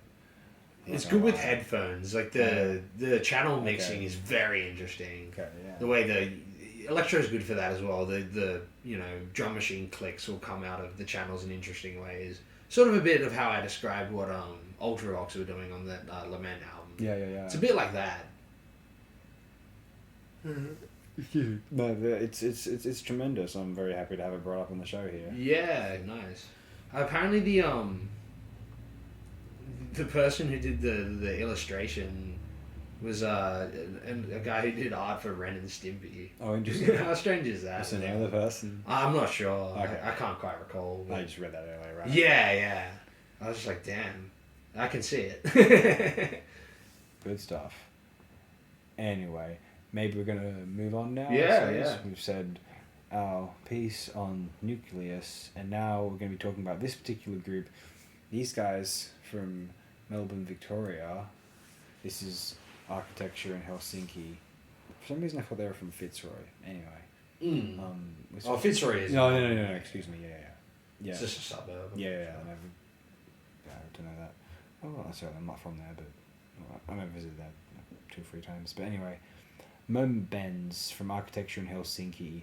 I know the name of this group and before, and then I came across this at some point in 2021. I was looking at like I think I'm on best ever albums. I'm looking at like ranked Australian albums from like the 2010s, and like this and an album from 2014 came up. Moment Bends and Now Forever, and like, you know, I was intrigued by like the cover art they chose for both albums. I thought that looked kind of cool. Yeah. I go to other websites, it looks like they're not as well rated as their earlier stuff, and I thought, oh, that's kind of peculiar.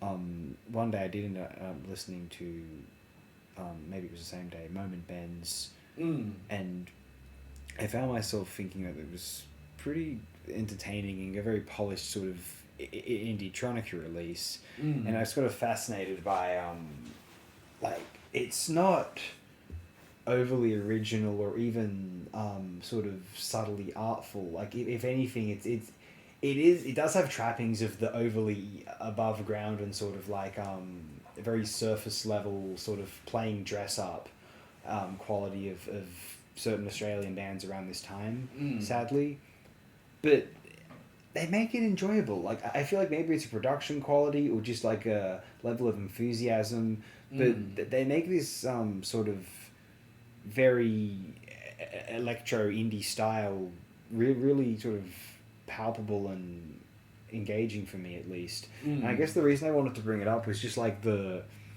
I guess sheer surprise of it all, and then really like it's a hard album to justify. Well, funny you bring up intellectualization earlier. This is like a hard album for me to justify intellectually existing, or at least on a program like this. But it was so sort of likable in a way that made me like sort of question my like should I like this? And it's like, you know, why am I asking myself that question? And I'm like, okay, why am I asking myself that question? Because this is not original whatsoever. But it's like, so what is likable about this? And it's like, I think it is it probably is just a certain production sheen, but also like just a I think it's an attitude that I appreciate about this, like combined with it's hooky, but I think it's sort of easy for music of this sort of pitch to be hooky. I feel like they identified a very particular. It's such an obvious attempt at a synth pop release, inspired release, that I think a lot of people can hear it and then just be like, I see what you're going for, and like, you know, I'm not going to be fooled by like lazy songwriting, and I kind of am okay with this as like kind of glossy music, I suppose. To me it's thoroughly entertaining, and I thought it would be it's one of those albums I came across where I found myself listening to it and thinking like, you know, like this is not necessarily going to be. I guess I felt similarly about like how I felt about Dream Theater and Marillion at times, where I'm like, this is easier to justify as like, you know, appreciating the attitudes of the group. I mean, in the case of Dream Theater and Marillion, there are like instrumental context, but like when you they appreciate on their own in isolation, but with the vocal and the lyrical pathologies behind those works, there is a sort of appreciation of what they're going for and how earnest they're trying to be there. In those contexts, it's Octavarium by Dream Theater and Somewhere Else by Marillion. It's depressing, but I guess maybe we could compare this sooner to Marillion's Anarachnophobia in that case, which is less of a depressing album, but it has at least one sort of ominous song in When I Meet God, which is actually quite a good song. But anyway, that's Marillion. This is definitely like more so than those bands. Like I probably would have mentioned, and you mentioned their instrumental sections, and those albums are that tight, like sort of their roots tied in with attempts at pop sensibilities.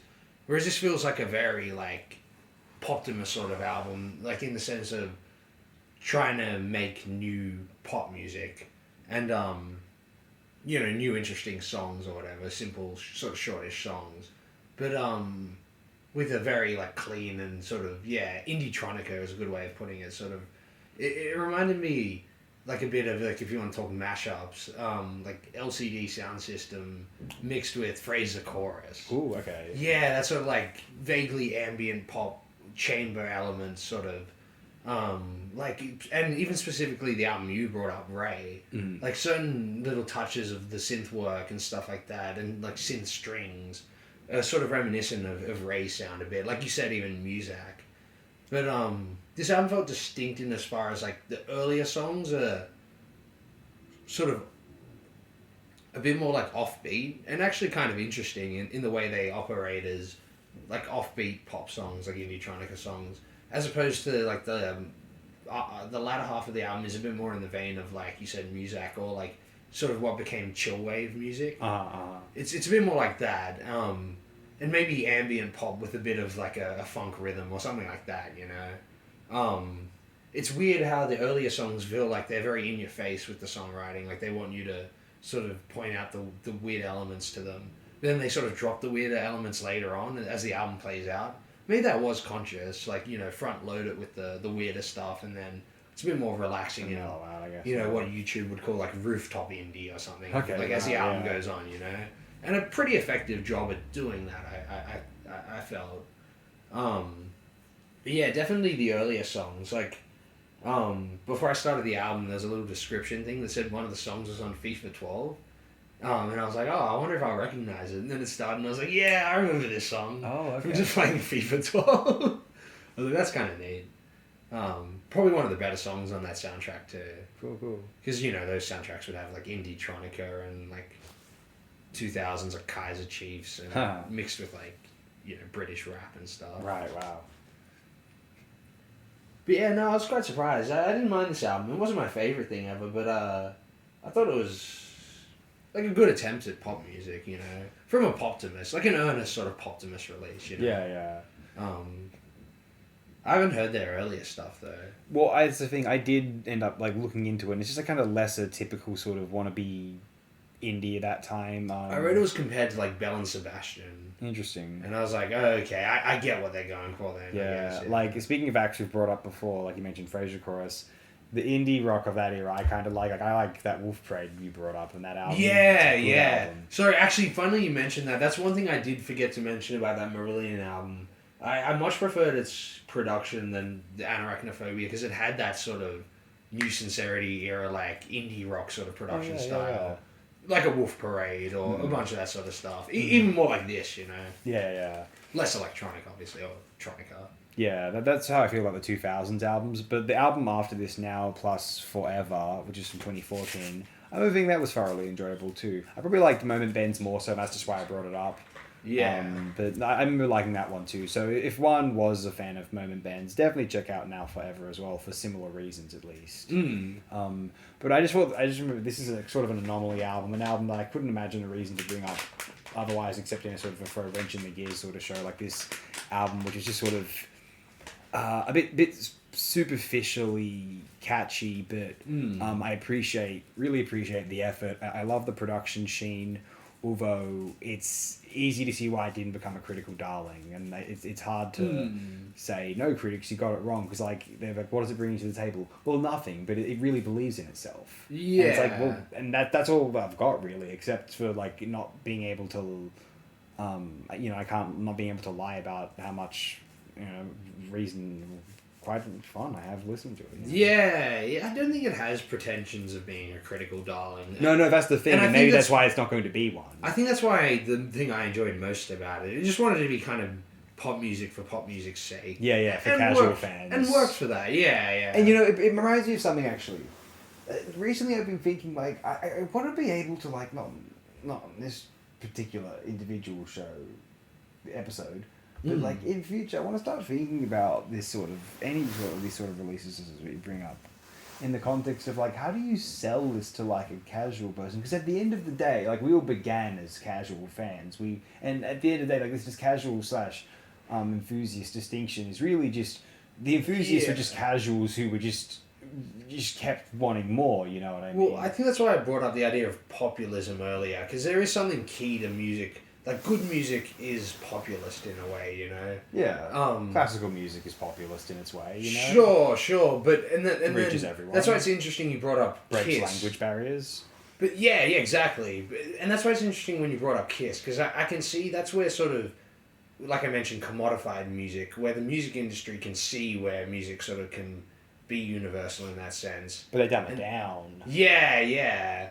And, like they don't like why I brought up populism in the sense of something like Funkadelic, like because they're trying to be populist at the same time as also avant-garde. You know, they're right in that line where they're actually sort of updating the culture and the zeitgeist with new ideas. You know, they're not just selling old ideas back at people as a commodity or whatever. Right? Yeah, because the people who are composing what's designated now as the avant-garde, they like as all of us have said, beginners, casual fans, there's something, that they eat, they sleep like the rest of us. There's something going into whether it was Duchamp or then Pollock or certainly Warhol. Or Martin Newell. What's wrong with being popular? Yeah, well, just this idea of at the end of the day, even Michael Snow, there is something which was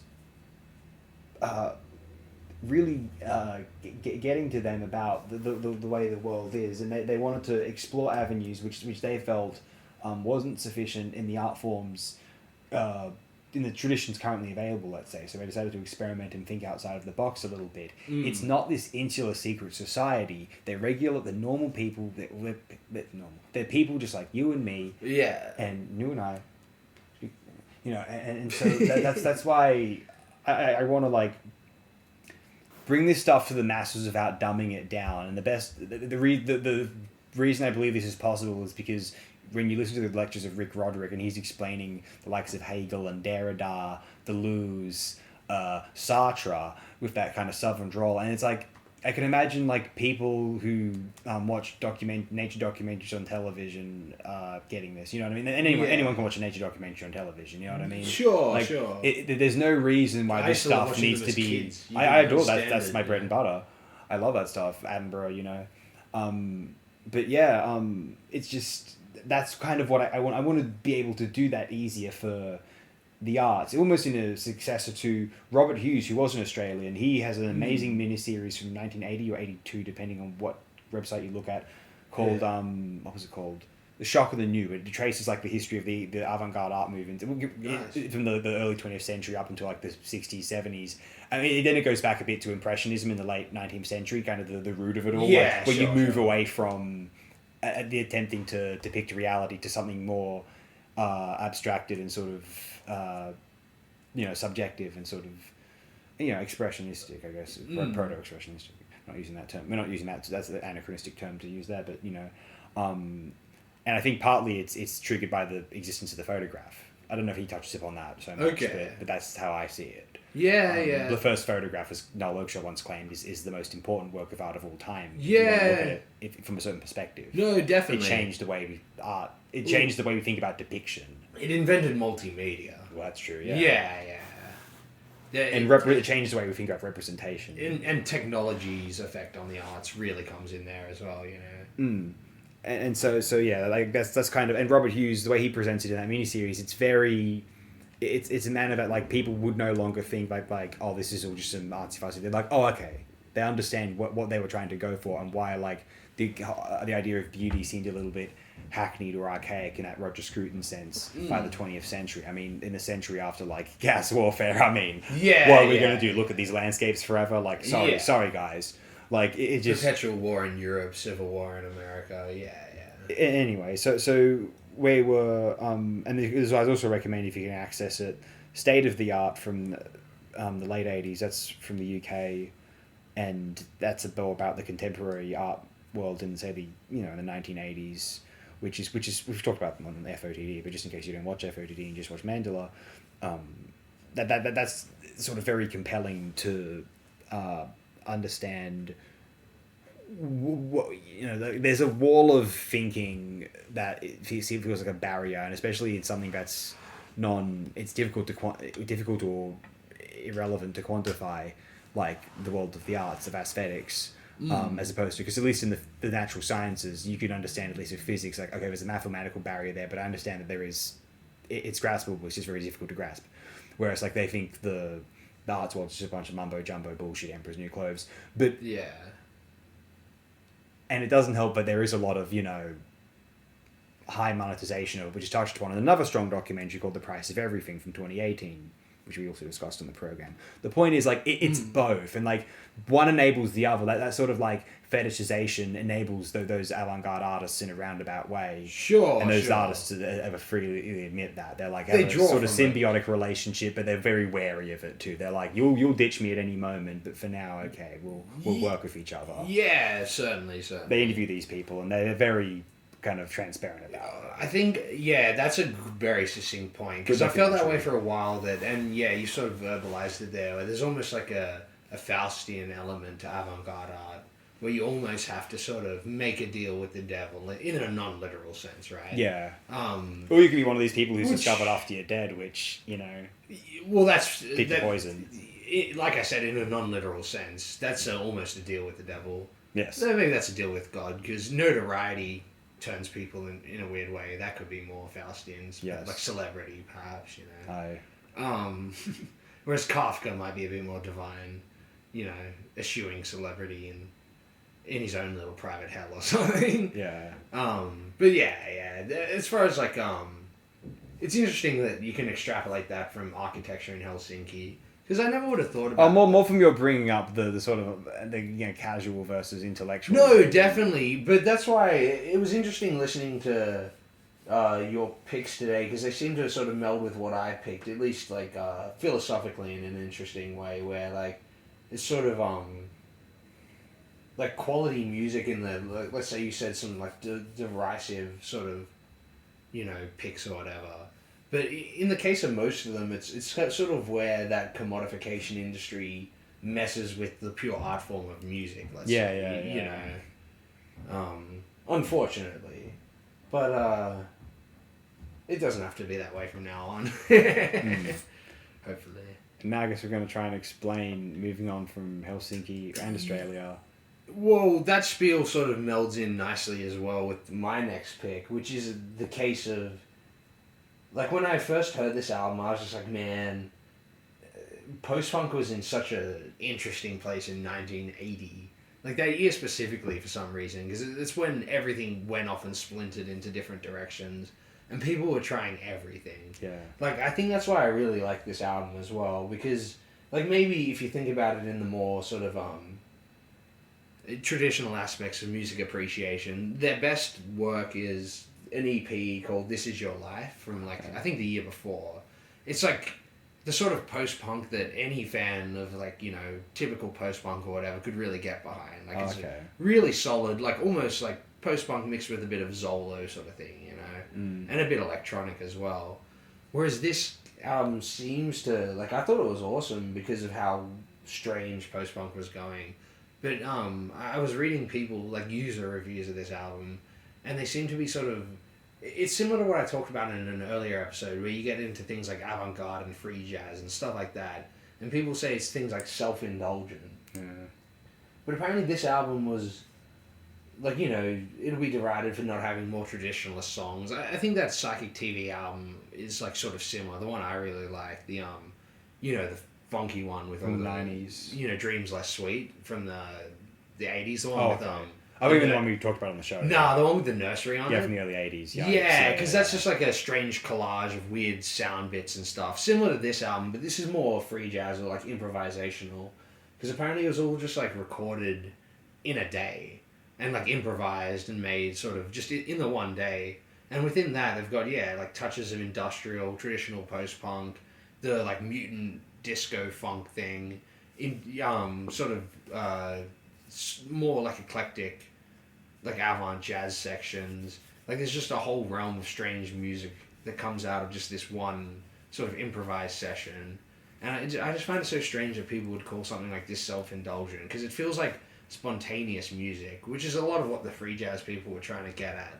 Like, music as being almost like a living entity, and as being, like, you know, people who are, an instrument to them is like it's a tool or an instrument, right? You know, they're a medium, a medium, and from that they're drawing from the ether on these spontaneous melodies and rhythms and stuff like that. And, like, just something like this can capture the ether in such a way where I'm just like, you know, obviously, like I mentioned, it's not like, say, the EP earlier, where it's more traditional music and rock music or popular music. So you can listen to it in most times.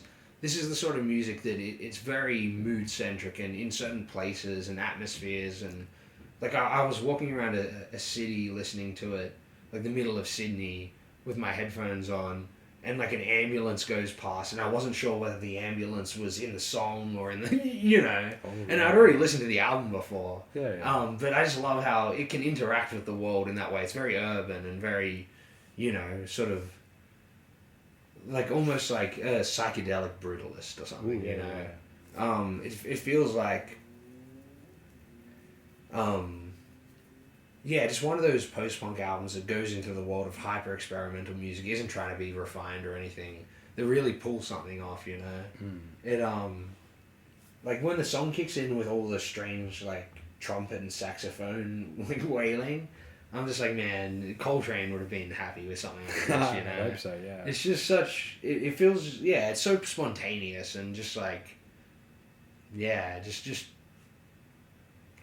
like in your face without being overly abrasive or like, you know, it somehow, like, I didn't even realize it was a jam until like the second or third time I heard it. And I was like, wow, this is a jam? Bloody hell. Oh, this is one session? Yeah. Or at least like, each song is just like in like, you know, one recording session, you know, album session. I think, yeah, like I said, even in just a day, you know, they spend the day and this is what they came out with. Like, this is the nature of DIY music at its best, right? It's just so fervent with like creativity, I feel, you know. I feel too, yeah. Oh yeah, well, because I thought this was great. The thing is, it's like that post-punk world, it's like they really wanted to just sort of, especially by this time, as you said, 80, just throw everything at the wall. Like, we can do it all. And in a sort of more informal context, not in a formal sort of like, you know, strict, rigid school context, academia.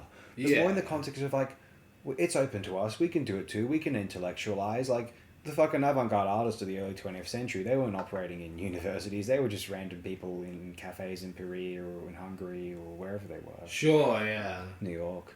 And, you know, they did what they did. And it was very urban and it was very DIY. And they were inspired by those guys to use these sort of like rock / or punk rock paradigms to make just... It's experimental art, period, in a way. It's you know, it's beautiful that they managed to find a nice beeline from that free jazz environment toward the this sort of like freak punk environment, because I mean, I don't know, I want to look at the because I'm not sure if the guys on here, like, I'm not sure they're necessarily virtuoso players as such, but they get a sort of like raw energy out of the instruments all the same. The spontaneity feels very real. It's one of these things where you know, like, I think what was cool about free jazz is sometimes when they're getting very raw and sort of dusty and sort of aggressive, they were rather technically able players who were able to sort of you know, manipulate the strata of you know, music theory as we know it in the Western world to generate very primordial effects that were different from the sort of more refined sort of melodic grace that we know music education to sort of inspire traditionally. Yeah. And I guess they have a very primordial, you know, Quatermass and the Pit Martian approach to that sort of highly, you know, makes you think of the sort of, though I think those experiments occurred more in a sort of classical paradigm, but you know, in the 50s and the 60s, you know, there's, I guess you can connect it from New York to Paris, and with things like Fluxus, you know, there's people like Cage where they really wanted to expand upon and sort of generate new ways or psychological modes of appreciating and listening to music, or, you know, studying sounds, period. And I think these guys wanted to take seemingly, I mean, maybe there's like just some throwaway fun underneath it all, but I think it can be both, because I think at the end of the day, like, it's not like Cage and all those chaps weren't having fun, right? Like, otherwise they wouldn't have been doing it. You know what I mean? So I think that's why albums like this, what I find when albums like this get sort of like put down, it kind of upsets me, because it's just like, I don't like it when like it feels classist. Like, I don't like it when they're like, oh no, you guys are just on the street, you don't know what the avant-garde is because you couldn't pay for an education, so fuck you. And even if the UK had those like grants at the time, maybe they couldn't be fucked. Like, and like, who says they can't go to the library and read about it? You know what I mean? Like, that's what it's there for. I think this was probably recorded on a grant as well. Yeah. Like, it's just one of these things where and if I'm gonna have a go at like trying to explain what the relevance of an album like this is to a casual listener, because you know, at the end of the day, I you know, at the end of the day, I'm just some guy. I'm just a casual listener who's just gotten obsessed with listening to more and more and more. So it's there's a certain space in your head of like freak, anything goes sort of accepted all emotions and thoughts running a mile a minute, and you know, all the set parameters are sort of irrelevant in that space, and you can just exist, and sensations can sort of interact without context, and you can start to you know, jumble things, ideas and preset established notions, and just sort of just, you know, throw it all on the wall, like, you know, the place the surrealists wanted to get to effectively. And the reason you want to get to that space is, one, because it's, as I said before, and most unpretentiously, it's fun, and the second reason is because you start looking at things differently, because mundanity is a sign that you that there's something kind of new can be generated. And so that's why I feel as though you can start thinking about the seemingly mundane in different or transcended ways via that sort of avant-garde experimental space. And this album's a very compact means of sort of getting to that space within a more graffiti sort of punk ethos, you know what I mean? It's less you know, you have to read, you know, a couple of books about some artists from prior century. It's just like you have to be able to enjoy, you know, upbeat guitar riffs, you know, loud drums and sort of just free form horn instruments coming in there, and then you kind of, it makes you know, forget you're listening to punk rock for a moment. You're like, oh wait, your saxophones aren't normally in punk rock. You're like, oh, why not? Oh, I don't know. Like, you know, like it's like, why not? Like it just feels so organic in that sort of compositional space. Yeah, it's great. It's great. I've never really heard it before, I don't think, but it's good. I want to listen to the other one. They're a seemingly sort of unknown group. Yeah, I haven't heard the next album either, but as far as I know, it's not a session. It's like a bunch of other songs that they've cobbled together. And probably more in the vein of This Is Your Life. And you know what's fascinating about this EP cover is, speaking of some of these avant-garde artists, it looks like one of Michael Snow's cutouts from one of his earliest short films from the 60s. His own paper cutouts, which were later made into like kind of cutouts, like person-sized cutouts on the street. It's quite interesting. Okay. One of them's on one of the images on the wall of Wavelength is a couple of those images, a couple of those cutouts. Actually. Oh, nice, yeah. So yeah, I'm sure they probably liked Michael Snow. Yeah, I wonder if that was a reference to, like, they heard about it in you know, maybe they were in school or something. Yeah, or it was in a magazine, perhaps. Yeah, you know, good stuff.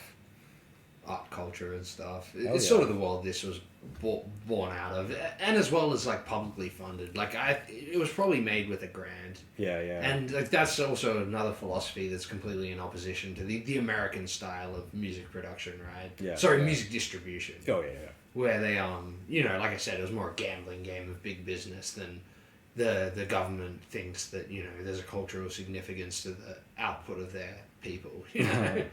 Yeah, why would they? Simple as that, right? Yeah, and so similar like this, Throbbing Gristle, a bunch of the other. That's probably why this scene was such a scene, you know. Yeah. They're being, the government's entitling them to make this stuff, and it probably did honestly lead to the, you know, what they call the second British invasion, the synth pop wave of like 82 to 85, where all of a sudden England was like dominating the American top 40 again.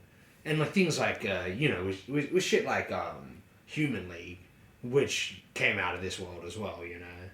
Funnily enough, like, it's Mark II Human League that went uber big. But right, yeah. Spandau Ballet were anarchists apparently initially. You know, how weird is that world? It is weird, yeah. Yeah, and so this is like, it's just such a field to be, you know, run through, you know, rather than mined. To sort of discover naturally rather than dig out of the ground, I feel. Which falls in line with the DIY philosophy. The sort of fluxus or flow state, right? Which, speaking of, somehow before the industry corrupted them...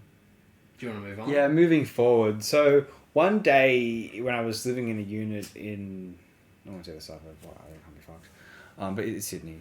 So I was going through, I was looking at, you know, discographies and just like on Wikipedia, just like, I was just curious as to like, you know, like what are the stories of these bands, you know what I mean, that like I only know by name that were from the 2000s, these indie acts. And I remember around this time is when I was getting into like later albums from bands I normally didn't care for as much, bands like Interpol, Arcade Fire, there's a couple other ones which I can't think of right now. But the point is, like, I remember at one point I was like, I'm going to look through the albums in this group called Snow Patrol, which I knew from a song in the 2000s, which is a boring sort of Coldplay-esque song called, like, Counting Cars, I think? Chasing Cars. There you go. The post-grunge masterpiece. Oh, there you go.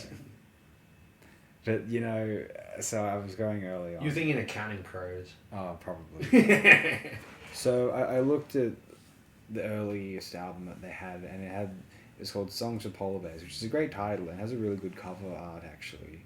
It's kind of cool with the little figurines on the grass there. It's nice. And so I figured, like, you know, like, if I'd have seen that, yeah, it's a good album cover. That's true. Yeah, And I was like- Elvis and the little polar I bear. was like, if I had seen that as a CD at the time, I would have bought that. Sure, Just yeah. on the basis of that. And it's like Snow Patrol songs for Paul. Like this group, I would think this group's got something to say. And so I was like, wow, that's fucking fascinating. Imagine if Snow Patrol were like a real sort of band at one time. It wanted to be something like Radiohead or like a more arty sort of group. And so I did decide to like listen to it and see how it held up at that time. And I remember thinking at the time, like, you know what, there's something. This is not the most original band in this world at this time, not in that country, UK. Sure. But like, there's something here where like these guys are listening to some good bands and there's some good creativity in the air, and it made me think of like, this is around the era where like, imagine being the critic to champion this album, to be like, this is the next big thing, because every British critic, every music critic wanted to champion some guitar group as like the next big thing, almost implying that there's just going to be guitar groups for the rest of time. Like, forget electronic music, forget hip hop, Yeah. you know, forget pop in general. The guitar groups function as pop music effectively anyway, to be fair. But you know, girl pop, as we might call it, you know, like for, you know, in the alternate form, but like the guitar as opposed to the guitar pop, but. You know, so they're always trying to, this new band, this is a new band. Oh, the XX is the new band. Oh, Sure. You know, this is the fucking Arctic Monkeys is a new band. Oh, fucking. Yeah. You see it happening to The this day, Strokes. basically. Oh, the fucking, this band from Ireland's the next big thing. Oh, fucking. Yeah. Oh my god, this band. Gets nauseating after a while. And imagine being the one for Snow Patrol. And I realized, like, it is a good... Well, there was one. One critic. Yeah, and they weren't English. It's funnily enough that I brought up the Pitchfork review for Kiss, because I also found one for the Snow Patrol album, where, like, once again, it was, like, sarcastic. It had a sarcastic sense of humor, where, like, it's not loading at the moment, but from what I remember, it was talking about how, in their press kit, yeah, if a band's press kit were any indicator of merit, Snow Patrol would be one of the lamest bands in all creation. This is in the year the album came out. Yeah. The press release opens with a claim that should not be made about anyone who is not Radiohead. Snow Patrol are the most exciting guitar band in the UK. So that's in their press kit, which is maybe why this album didn't sell well, because it also says the recent addition of Tom, the guy who does the scratches and I think does the keyboards, is the greatest new addition to the band. Rather than addition, they said like addition. Yeah. How strange is that? But yeah, then the guy goes on to like praise the mature songwriting of the album and stuff like that. How interesting is that? Interesting, yeah. But yeah, one thing I thought was strange was he says no song has been as overtly British as the ironically titled NYC in some time. Huh. And you know what? This band, like you said, they were maybe listening to some cool bands or something. Do you know what their songwriting reminded me most of? What's that? Not even Radiohead or one of these UK bands. It reminded me of Pavement. Oh, wow. Like, listen to the album again and think of Pavement, especially like Wowie Zowie in mind. Okay. Not as far as the like aesthetics of the production go. Like this one is more the production aesthetic is more like Radiohead. It's polished, yeah. This like English spacey like cyberpunk, once again brutalism, you know. Yeah. Whereas Wowie Zowie's aesthetic is a bit more like southeastern, like vaguely like sort of rootsy and or maybe a bit like 13th Floor as well. Yeah. But when you hear the songs, how they're constructed and how they use guitar and like fuzz guitar and stuff like that. Like there was one of the songs on this album as well, which not the NYC one, where the second, like, it was one of the better songs, because the most interesting songs also have strange titles, like Get the Balsamic Vinegar, You Fool, or something. Like, that's a great, that sounds like it would be like a sort of Pavement title as well. Or like one of these, like, you know, doing interesting neo-60s sort of things. Yeah. And just as this soaring, like, fuzz guitar kicks in, they do, like, a chorus that sounds exactly like a sort of a Wowie Zowie song. And that NYC song, I was thinking, nah, this doesn't sound British. It sounds like Pavement. And then at the end of the song, they go like, ba-da-da-da, ba-da-da-da. And I'm like, yeah, totally. Like, it feels very like I saw it labeled as like noise pop, and yeah, that's interesting. It's like almost like in the vein of that like lo-fi indie sound with high like Radiohead, like high fidelity Radiohead production, and like strange, interesting sort of like old rock songwriting over it, similar to the first album I picked, Body Exit Mind, the Daffodils. This was another one where I'm like, and I thought it was interesting that one was early 90s, one was late 90s, that just utilizes the in-your-face, like, more so with this one as well, definitely, like, scooped-out guitar sound that alt-rock can do in a way that actually is pleasing. Like, it's not annoying or, like, jarring to your ears and dated and stuff like that. It actually uses the production of its era in a very good, in a very interesting way, I felt. Yeah, this is probably my favorite of all the ones you picked for these, like, derided. Cool, yeah. And I was quite surprised Snow Patrol had, like, a Pavement-esque Radiohead album. Like, it was some good stuff. Like, yeah, it's one of these things where, because I remember I heard the album and I was like, yeah, I think this is pretty good. What's going on? And, like, I guess it came across, I was like, it kind of just made sense to me. I was like, well, hang on, here's what happened here. Like, this is a pretty good band with some good taste, and they were one of how many bands get a fucking deal? Yeah. They got a deal. They got an album out in the first place, and the album was probably what they wanted it to be. And then like, imagine that happening, and then imagine someone being like, "Hey, we're going to help you make a next album. We're just going to give you some advice first. Here's what you do. Yeah. We're going to give you this producer, and you trust the producer. Why not? He's worked with so and so and so and so and so and so." And then you lead to like the rest of Snow Patrol, which sounds like which is what it is, which is mediocre, middle of the road sort of bland rock. Yeah. But at this point they were indicative of a time when this is why people were expecting guitar based pop rock bands to be that continually make the best music and most relevant music of all time at that point in the UK, is because even the sort of bands that just sounded slightly pastiche, they sounded really good. That's why, like, when you listen to just like sometimes you listen to a random psych act from the 60s and you're like, this is great. Like, what happened to this? And it's just like, well, because everything sounded like it at the time and everyone got sick of it and not everyone was tripping. But, like, it's good, you know what I mean? It really stands out as, like, interesting now. And because you're not oversaturated with it in the present, you can just appreciate it as, like, a really solid artifact of the time.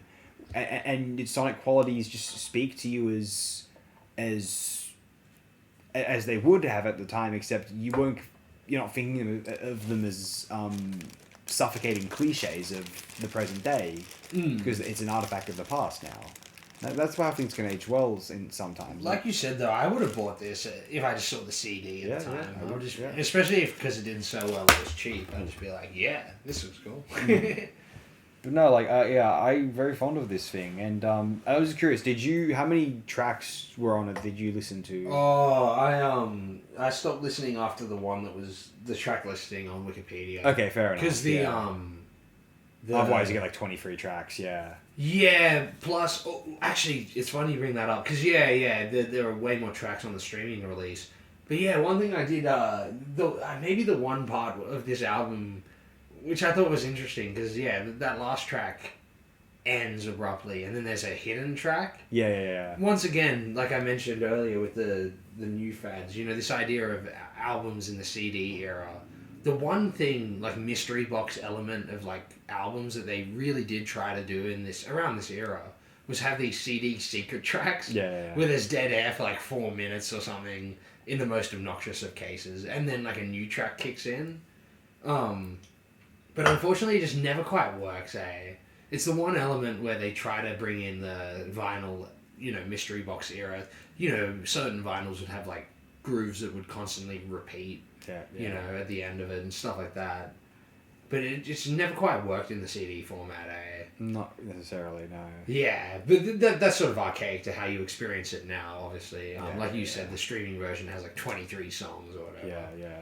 But I thought that was sort of interesting, that this is so indicative, perhaps, of its era, that it also has the CD hidden track thing. It's so, like, 1997? 8, okay. Well, it's interesting you mentioned, like, if you enjoyed the album, like, I actually think some of the stronger material, I was more going to focus upon the first 14 tracks, but I did end up listening to the rest of the album, which I don't know if I had done that before, because I swear there used to be a playlist of someone had uploaded it and there was just like the 14 tracks. Yeah. And maybe they're gone now. Okay. And so now you just have playlists of like the official uploads, which is just 23 tracks. Yeah. I But assume it's like, what, EPs or something? well, there was, I think there was like for the American CD, they added on like 3 or 4 other tracks. Okay. And then on the 2006 CD reissue, Right. they added all the B-sides from the singles. Okay, so they... From this session. So everything is from this session. But they reissued it when they got huge popular from Yeah, Chasing yeah. Cars, yeah. So all the songs are from this session, and I would argue some of the more interesting songs are from the later half. There you go. Because they're just B-sides, but they just put on you know what I mean? So they're kind of experimental sometimes. They're just Cool. odd little tracks. Cool, yeah. And yeah. if you want to talk about, you know, judging a track's quality on the oddness of its title, well, it pays off in the second half when you get tracks like Days of... well, that's the track earlier on Days of Fat Paracetamol, and that is a really good Yeah, song. that's a good... Yeah, yeah. Another good But let me take tracks like, you know... I like this song here. When you're right, bracket, Darth Vader bringing in his washing mix. Sure. That's pretty funny. And Riot Please, the last track. Anyway. But no, we're endorsing songs for Polar Bears on Mandala, like, a Snow Patrol release. Like, Yeah. who would have thought? But, like, out of my curiosity once, I found myself listening to it, thinking it was really good. Decided I would test it out here again. And for me, and I guess for yourself as well, it's found itself being considered quite solid. I just want to Yes. mong out with a cold tuna sandwich to some Snow Patrol. And your best, if you are going to do that, I think you're most best off listening to songs from Polar Bears. Post-grunge. Is it post-grunge? No, it's not post-grunge. Oh, right. I mean, listen to the post-grunge era. Right.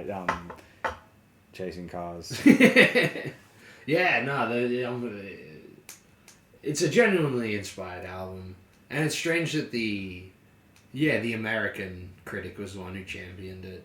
Yeah. It's like being like one of the best debuts in years. Yeah. But anyway, I guess I would claim its appeal to more casual listeners, if there is one, or if you want to see where it's coming from. It's sort of, you know, more ethereal and dreamy sort of pop rock, which it's like, you know, has the function of that sort of music, but you sort of like the best sort of alt/space rock of that time, of that in that era, epoch, sort of has you sort of thinking about the more creative possibilities within the identifiable melodic and rhythmic parameters of these sort of songs, structures, bands, genres. And that's what I would claim is the appeal of albums/groups like Songs for Polar Bears / Snow Patrol at that time. Yeah.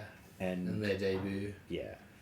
And with that all being said, I believe we may close. Do you mind if I just Please. leave the people on a thought, just along the lines of scathing reviews in popular yeah, that sounds music? great. Yeah. I was reading this yesterday, and I thought it was hilarious. You know the song "Big Yellow Taxi" by Joni Mitchell, right? Yep. I don't know if you knew about this, but because I doubt people remember, but a band called Counting Crows Oh yeah. decided to cover the song in 2002, and they the Village Voice wrote a review for it, which I thought was like one of the funniest things I've ever read. Do you mind if I read it just to end the show? Please do. All right. I assume the name of the Counting Crows guy is Adam. And yeah, they published this review on Joni Mitchell's website. I guess she really likes it.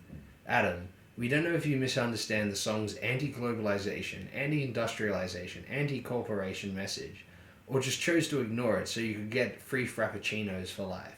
But we're going to hit you to a harsh reality. Seriously, you know the line about how they paved paradise and put up a parking lot? Like how they replaced something beautiful with something cold and heartless and commercial? That's you. You're the parking lot, motherfucker. You drove your shitty steamroller over something everyone loved so you could pander your sensitive pussy hound wine to people waiting in line at Carl's Jr. They paved Nirvana and put up a Counting Crow. Ugh. Thank you, everyone.